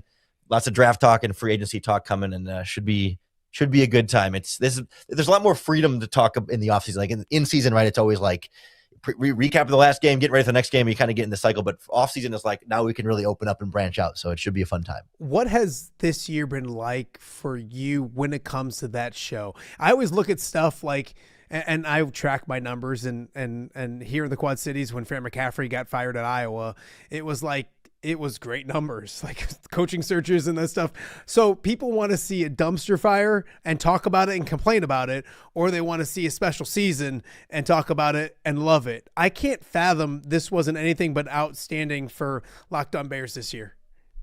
Yes, absolutely. I always tell people, like, I don't need the Bears to be good or bad. I need them to be interesting, right? Like the team just has to be interesting. And this has been the most interesting team. Like even in the bad years, right? After 6 losses in a row, people kind of stop caring a little bit more, because it's like they're mad, but like they're tired of being mad. And it's like, well, once they stop caring, then it's like, well, okay, come talk to me again when they actually do something new and interesting. But every single game is the roller coaster that you have to talk about afterwards. And everyone has opinions on what went wrong and what went right and how they did it, and everything coming together. And it's just, I'm worried that next year is going to feel like a little bit of an emotional letdown if it's just more stable. Even if you don't win as many games, whatever, it's just going to be less fascinating and less interesting. Of like, oh yeah, they might win some games more handily and lose some games more handily, and it'll be even a little bit less fun. And we got spoiled a little bit this season, and so I've been trying to enjoy it as much as we can. Absolutely. I had a Bears fan say to me, I don't want to go back to week 4. I don't want to read and when you do the playoff games at that level, but you know what? Yeah. By next August, we'll be ready for week 1 and week 2, and the NFL is king. And there's no obvious thing in sports more than the NFL is king. Lorin, I appreciate you. Thanks for letting me bug you, and we'll catch up with you again soon. Thanks, man. Absolutely. And hey, I'm sure after everything that went down with the Bears and the Packers this year, they're going to schedule one of those week 1 or week 2. Like, we're going to get fireworks in the NFC North early next season, so we won't have to wait too long. It should be fantastic. Thanks, buddy. I appreciate you. All right. That is Lorin Cox joining us. Check out Locked On Bears. Subscribe. All the things I tell you to do here on OTA, do that for Locked On Bears. And honestly, like during the off season, like that's how you get your fix. As I listen to Locked On Bears, or Lions, I do, but I listen to Locked On Bears a lot, almost every week. So I'm a podcast guy. Obviously, I do it for a living. You're watching OTA on a Tuesday right here in the Quad Cities. We'll be right back. Give me the keys. Learning to drive can be stressful for both the student and, yes, the parent as well. Relax. There's an easy way to avoid the stress. Skiles Driving School in East Moline has been helping new drivers hit the road with confidence for over 20 years. Whether you're a teen earning your first license or an adult looking for behind-the-wheel training, we've got you covered. Their certified instructors are patient, experienced, and use modern vehicles equipped for safety and comfort. From classroom instruction to real-world driving, we make learning safe, affordable, and even fun. Call 309-278-0098 or visit skylesdriving.com. Skiles Driving School. Get in, buckle up, drive your future forward.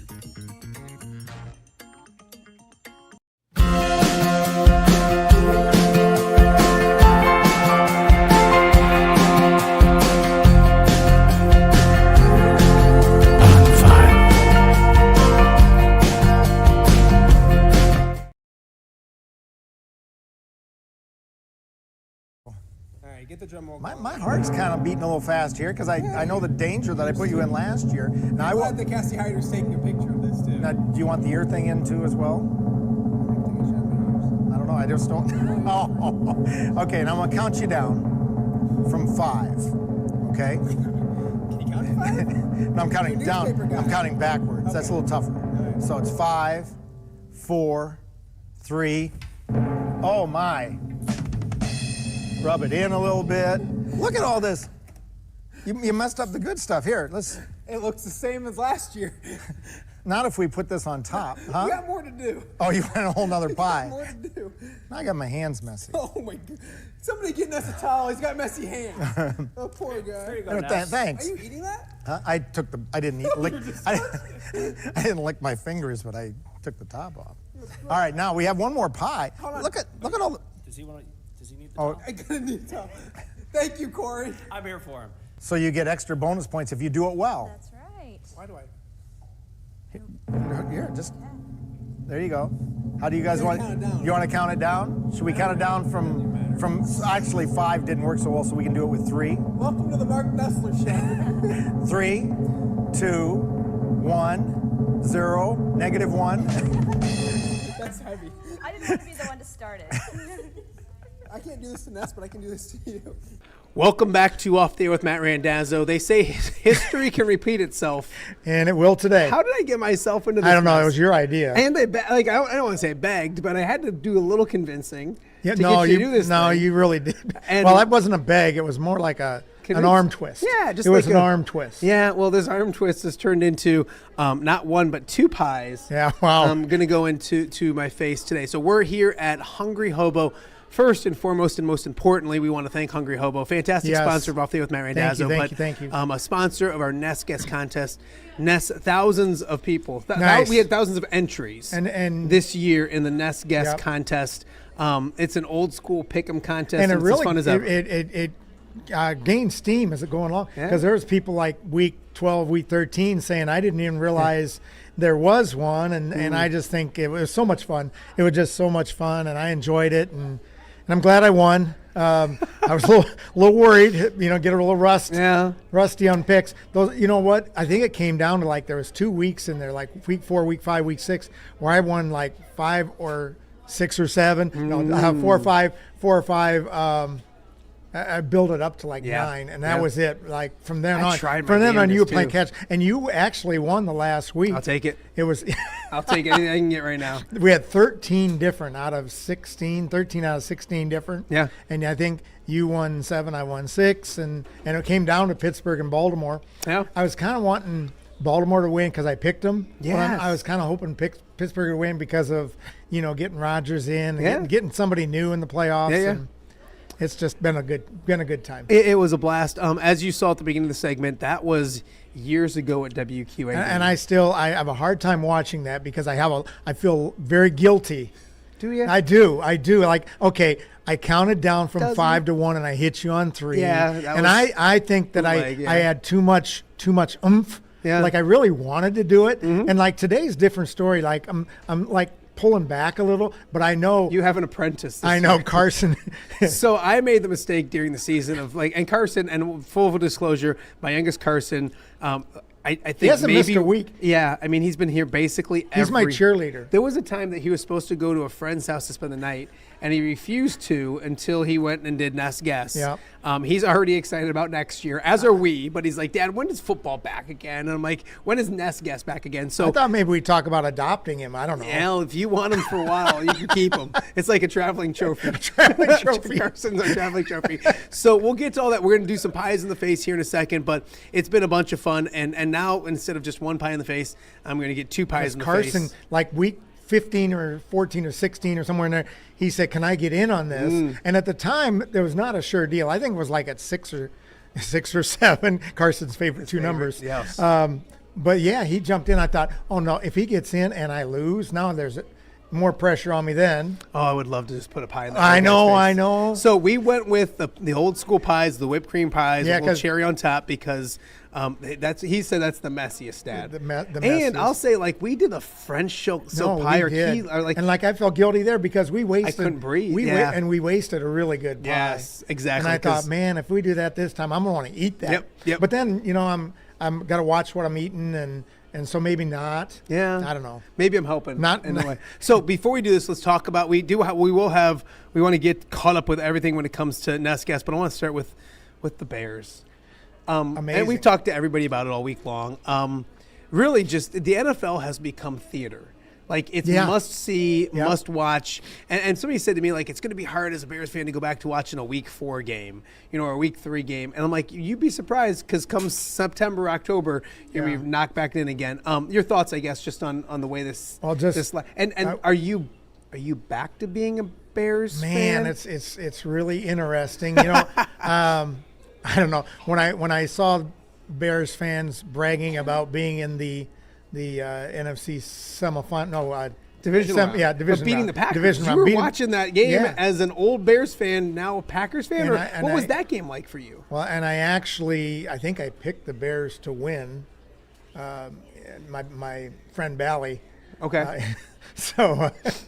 Bally's a good man. He is. But anyway, no, it was a fun game to watch. And just like they were up 16-3, or the Packers were up 16-3, and I was thinking it's done. Mm-hmm. And then I was thinking, okay, wait a minute. Let's not get too ahead of ourselves. We know what they've done so far, the Bears. Yeah. And sure enough, like Caleb Williams has, I think, 2 of the top playoff touchdown passes that I can remember. Yeah. I mean, there's Joe Montana to Clark.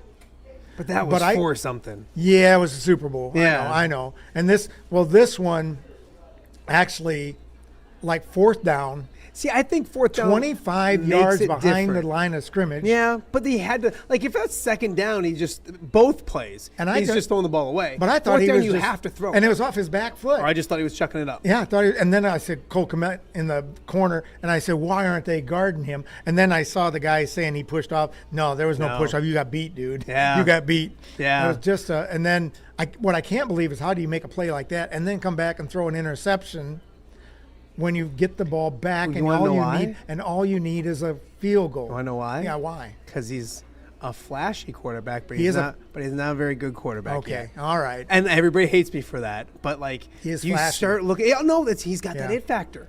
And I don't know how it's going to end. I've been telling people all week, and so the Bears have their coach, like Ben Johnson. They have their coach. Really good. They have their quarterback.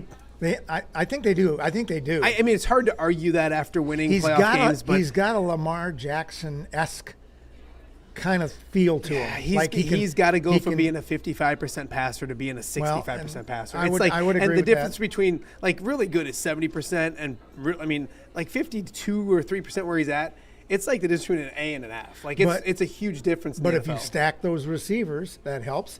Adunze and Moore Zacchaeus and Moore and Luther Hart Burden. and Luther Burden. Yep. Like you get those guys there and bring them back and don't lose people, and then like you build up. I think they need to build their defense because that's where they, against the 49ers. A little bit to the Rams, but not so much. But that 49er game was kind of a tell-all. Like, hey, that's where they have to show. Maybe I am. I don't know. I'm not a big NFL fan of a team. You're more of a fan of Bally. Can I tell you my gambling? And the St. Louis Cardinals. Yeah. Oh, absolutely. In baseball. And so okay. So and Kyle Tucker makes more money than their entire team. Isn't that crazy? Crazy. That's where baseball's got to figure it out. They got to figure it out. That's a whole different by subject for a whole different story. We'll have Ness coming in for baseball expertise because that's actually like But the Caleb stuff, and everyone's like, you hate her, you hate, and I'm not. I don't know what the verdict is yet. Yeah. I think it's up for grabs still. But so they played 9 quarters in the playoffs. I count overtime as the 9th quarter because it was basically Well, so take away those 2 quarters against the Bears or the Packers where they scored those points. Yep. They scored 20 points in 7 quarters. Yeah, that's not with Ben Johnson. That's not going to get it done. With Ben, like to watch that offense and know that Ben's calling it, and watch what it's been for the last 3 years with these guys, and then watching and you even go to the Lions game. Lions game week 18, like they had 2 drives in the fourth quarter to score their 16 points. Other than that, they didn't do anything. Yeah. Like it's got to be it's here or here's. Yeah. And it's got to be the other stuff has to be average, and then he's got to be great. Here's another thing with the Bears, though, is the fact that I don't think anyone expected this. I don't think anyone going in. I think it's Lions, Packers, maybe the Vikings, but the Bears were the 4th. Mm-hmm. They were the 4th. And so, like, for them to win their division and then to go to the division finals, I think that's the road. Nobody ever goes from first place to last place, though, in the NFL. First place to the Lions did. Yeah. And they were 9-8. Well, and but I think the Bears are a prime candidate, and everyone thinks because I hate them. Now, it's just the NFL. Patriots. Now they go from Patriots did the same thing. Yeah, but like they do what baseball doesn't do. Yeah, they have it so that like now you have when they go to scheduling.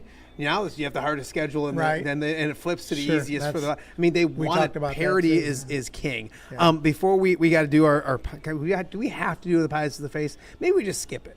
We could pie the kids. That'd be great. Look at Carson's like, absolutely not. Okay. We got a winner. So we do have a winner from week 18. Thomas Smith. I don't know if you heard of him. No. He's the Allen baseball coach. Oh, okay, yeah. Really great. Oh, sure. And a viewer of the show, a reliable viewer of the show. He won with 12. There was a 4-way tie for second, because I take myself out of it all the way. So he won 12. Second. I took second place. Wow. Yeah. And then so there was a 5-way tie for first. My fault. There was a 5-way tie for first. 4-way tie because we were going to take me out of it. So I was actually tied first with 12 right. Wow. And I missed it by 1 game. So Thomas got the tiebreaker, but the others besides, when leave me out, is John Burdell. Leave yourself in. Stacy Early or Ely. I don't know which one it is, but she won week 17. Okay. So she was tied to win week 18. Yep. But didn't get it, the pie taper. And then Brian Roman. And he's been a runner-up before. I don't think he's won, but he's been close. So and of course, so Thomas will get you your fantastic Hungry Hobo winners that have had it. We've got it out the most, but we've gotten to some people, and they're like, hey, we haven't. So we'll get the winnings out. I promise I'm not sitting on them and all that kind of stuff. But we want to thank everybody who's gotten into this thing each and every week. Super Bowl. Okay, so I got 2 things I got to talk to you about. Okay. First is we mentioned Bally, so I didn't tell you about my Green Bay game. Okay. So Green Bay, it's 21-3 at the half. Yep. Okay, so I put $100 on the Bears plus 16.5. Oh wow! Because that's the at halftime. Yeah. And I'm like, they're gonna come. I mean, there's no way they're gonna lose. But I mean, so it was plus 1,100 for the Bears to win money line. Wow. So I sprinkled $20 on it. To win. Nice. So then I love prop bets. So then I'm like, Colston Loveland had like 50 yards at that point. Yeah. And his over-under was 75. So I took the over. That makes sense. Put another 50 on that. And then DeAndre Swift had no receiving yards. But when you're in a blowout, your running backs get a bunch of dump downs. So it was like 6.5. So I put another $50 on that. Those both hit real quick. Wow. So I put another $50 on them again, adjusted again. So and Loveland hit again. So that was 2. And then Swift did the very last drive. He hit again. So the 4 prop bets hit. Then when the Bears got the ball back with 3 minutes, with down 3 when they got it back, it was plus 200 for them to win. So I put another $75 on that. Because you'd already won some. Yeah. Right? And so everything hit. Everything. I won like $600 and some dollars on. Man, but I'll be full disclosure. I lost $200 on them against the Rams because I did the same kind of thing, just thinking they're a team of destiny. So I was live betting this, and then when they make that catch, I'm like, never mind. As much as I hate them, cha-ching. When did Jake Delhomme, quarterback for the Panthers, like 2005, 6, something like that? Yeah, I remember. So my wife will never let me live this one down. We were in Vegas for a car dealership seminar, convention that I got. You were in Vegas? Weird. That I got to go along. It was one of the first times that I got to go along as a spouse of someone that's there for the convention. Sure. Which I didn't like because they once they find out that you're a spouse and not somebody they want to sell to, they just tune you out. Yeah. Like you're not even there. Yep. So anyway, it's Super Bowl Sunday. So I'm put sprinkle here, put a sprinkle there, like 5 different things. One of them was Jake Delhomme under 200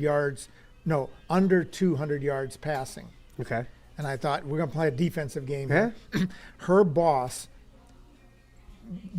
doubles down on everything that I bet. Oh, wow. Yeah, everything. Like he knows more about football than I do. I'm gonna pick everything. So Jake Delhomme has 1 yard passing at halftime. And he gave you he ended up with like 275. Oh my gosh. Unbelievable. I didn't hit. I was 0 for 5. That's not a good look for the boss. Not a good look for the boss. No. I'm actually still in my Survivor. Hey, are you really? I was going to ask about that. So now it's in the playoffs. It opens up to everybody, and you go from you can pick an NFC team. Then the next week you have to pick an AFC team, or vice versa. Okay. So I picked the Rams first week. They beat the Panthers. Yep. So I had to do the AFC this week. I did the Patriots. Good So choice. now I have to do the NFC. It's open to whatever. I don't have to, even though I can't took the use Rams. Patriots. I can use whoever I want. Oh, you use whoever you Yeah. want? So because it's only NFC. So basically it comes down to. So you can take Seattle. I can take Seattle or I can take the Rams. Take Seattle. Right? Yeah. Seattle's Like am I overthinking it? No, it's only a 2-point line. That's crazy. Seattle's the best of the four teams left. Between you and me, the Rams are an underdog, and the winner gets like $600, $700, $800, something like Wow. that. So like I'm gonna put some money on the Rams money line, Yeah. just to hedge my bet. Okay, so the other one is the Patriots and the Broncos. And the Broncos lost Nix. Mm-hmm. And if you look at the Super Bowl odds, it's funny because the Seahawks are the favorite, Rams are the second favorite, and then it's the Patriots, and then so they think the NFC is going to win it. Yeah. But the Broncos are like plus 1,300, which Really? is crazy. Yeah, but Jarrett Stidham is their And quarterback. Huh? Jarrett I don't Stidham. care. They're at home, and you can't hear in that stadium. My Yeah. house stadium. That was the difference. I thought Yeah. was the crowd. Well, and the officiating. Well, that too. Well, the officiating's It's been so interesting. weird anymore, Yes. Ness. I can't figure it out. Oh, the two pass So interference. give me plays. your Super Bowl prediction and then your winner. Give me this versus this, and then the winner. Well, if I'm gonna go two different ways. I think You Seattle. can't go two different ways. I think Seattle's going to win it all. Okay, so it's Seattle versus who? And this is where I have to, hedge my. Yeah. Because I really think it's New England. But I'd really like to see Denver and its backup quarterback That'd be crazy. go all the way to the Super Bowl. I think it'd be a great story. Yeah, that's the old journalist. Yeah, it is. It really is. And the other thing is, though, look at how Denver couldn't stop the run last week against Buffalo. Cook just ran crazy. Mm-hmm. Well, New England, the Stevenson and Henderson, they don't set the world on fire. Yeah. So I think they can stop New England's running game. And can Drake May pass? Drake May's no Allen. Yeah. I mean, I really think, and Denver came this far allegedly on their defense, and their defense didn't look very good, but that's Allen. And like I said, Cook just ran like crazy. Give me Denver. Okay. With the big upset. So Denver and Seattle. And they're both out there. I still think Seattle's just the best team. I really do. Makes sense. So they were a plus 280 a week ago. And I said that's really good. Yeah. And I didn't jump. Yeah. And now they're 125.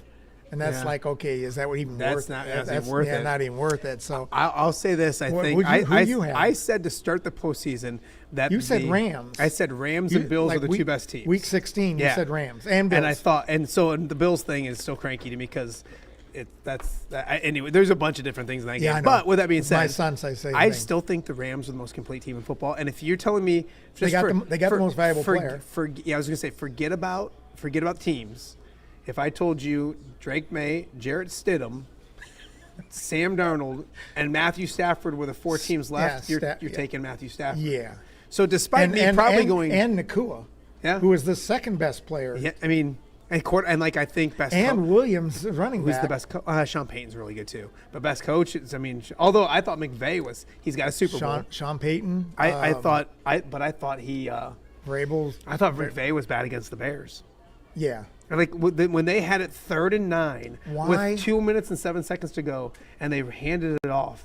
You have the MVP and you get a first down, you win the game, and you ran the ball for 3 yards and gave it back to that team. Here's what I don't understand with the Bears. Though. Here's what your division finals.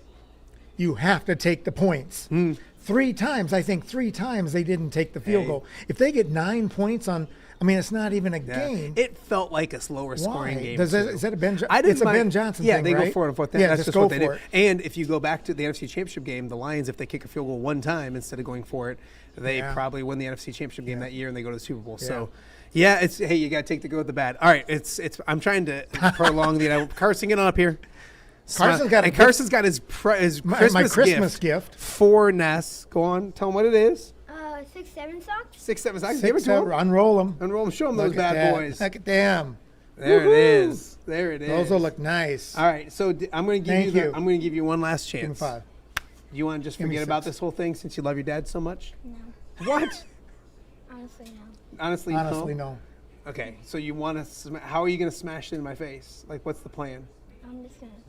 Okay, just gonna slap. See, I'm gonna take it easy because like I say, I watched that earlier one, and that's what I did, Carson.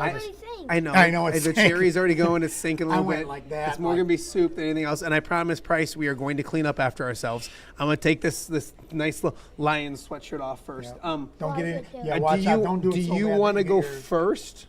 You want to go first? Because it's a nice clean face, and you can be the first guy to knock it out. Yeah, I think you do. All right, so I'm gonna make sure I can see me here real quick. All right.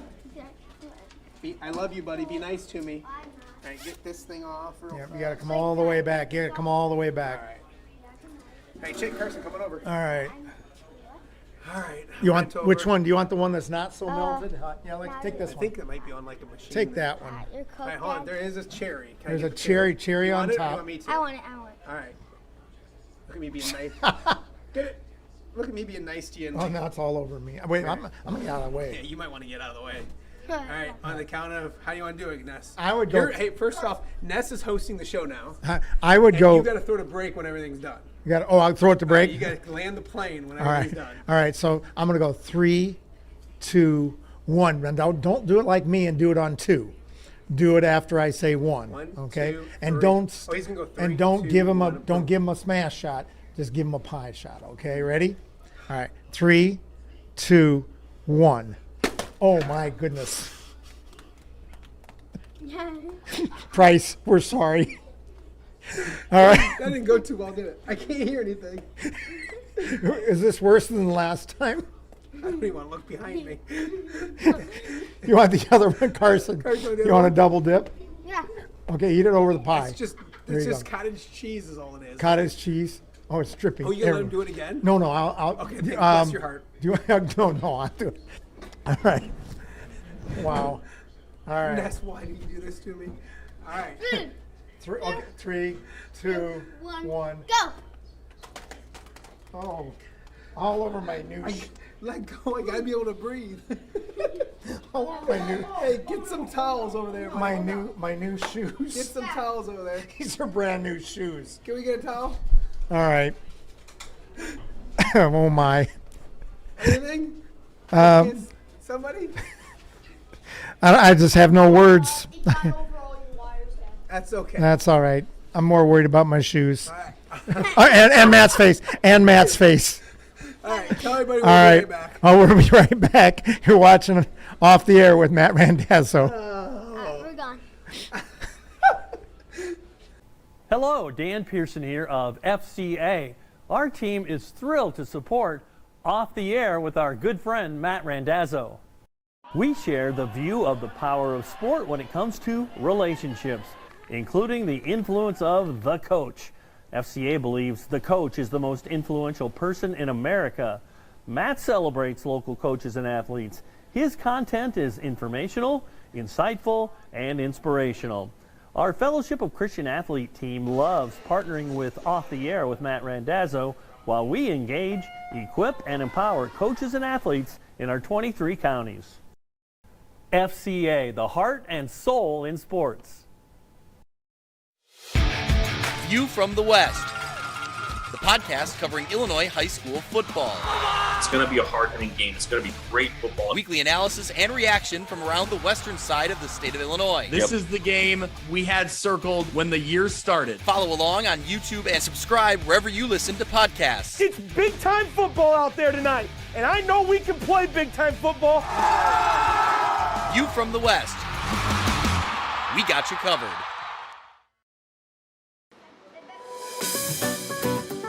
Are you looking for the Quad City's best chips and salsa?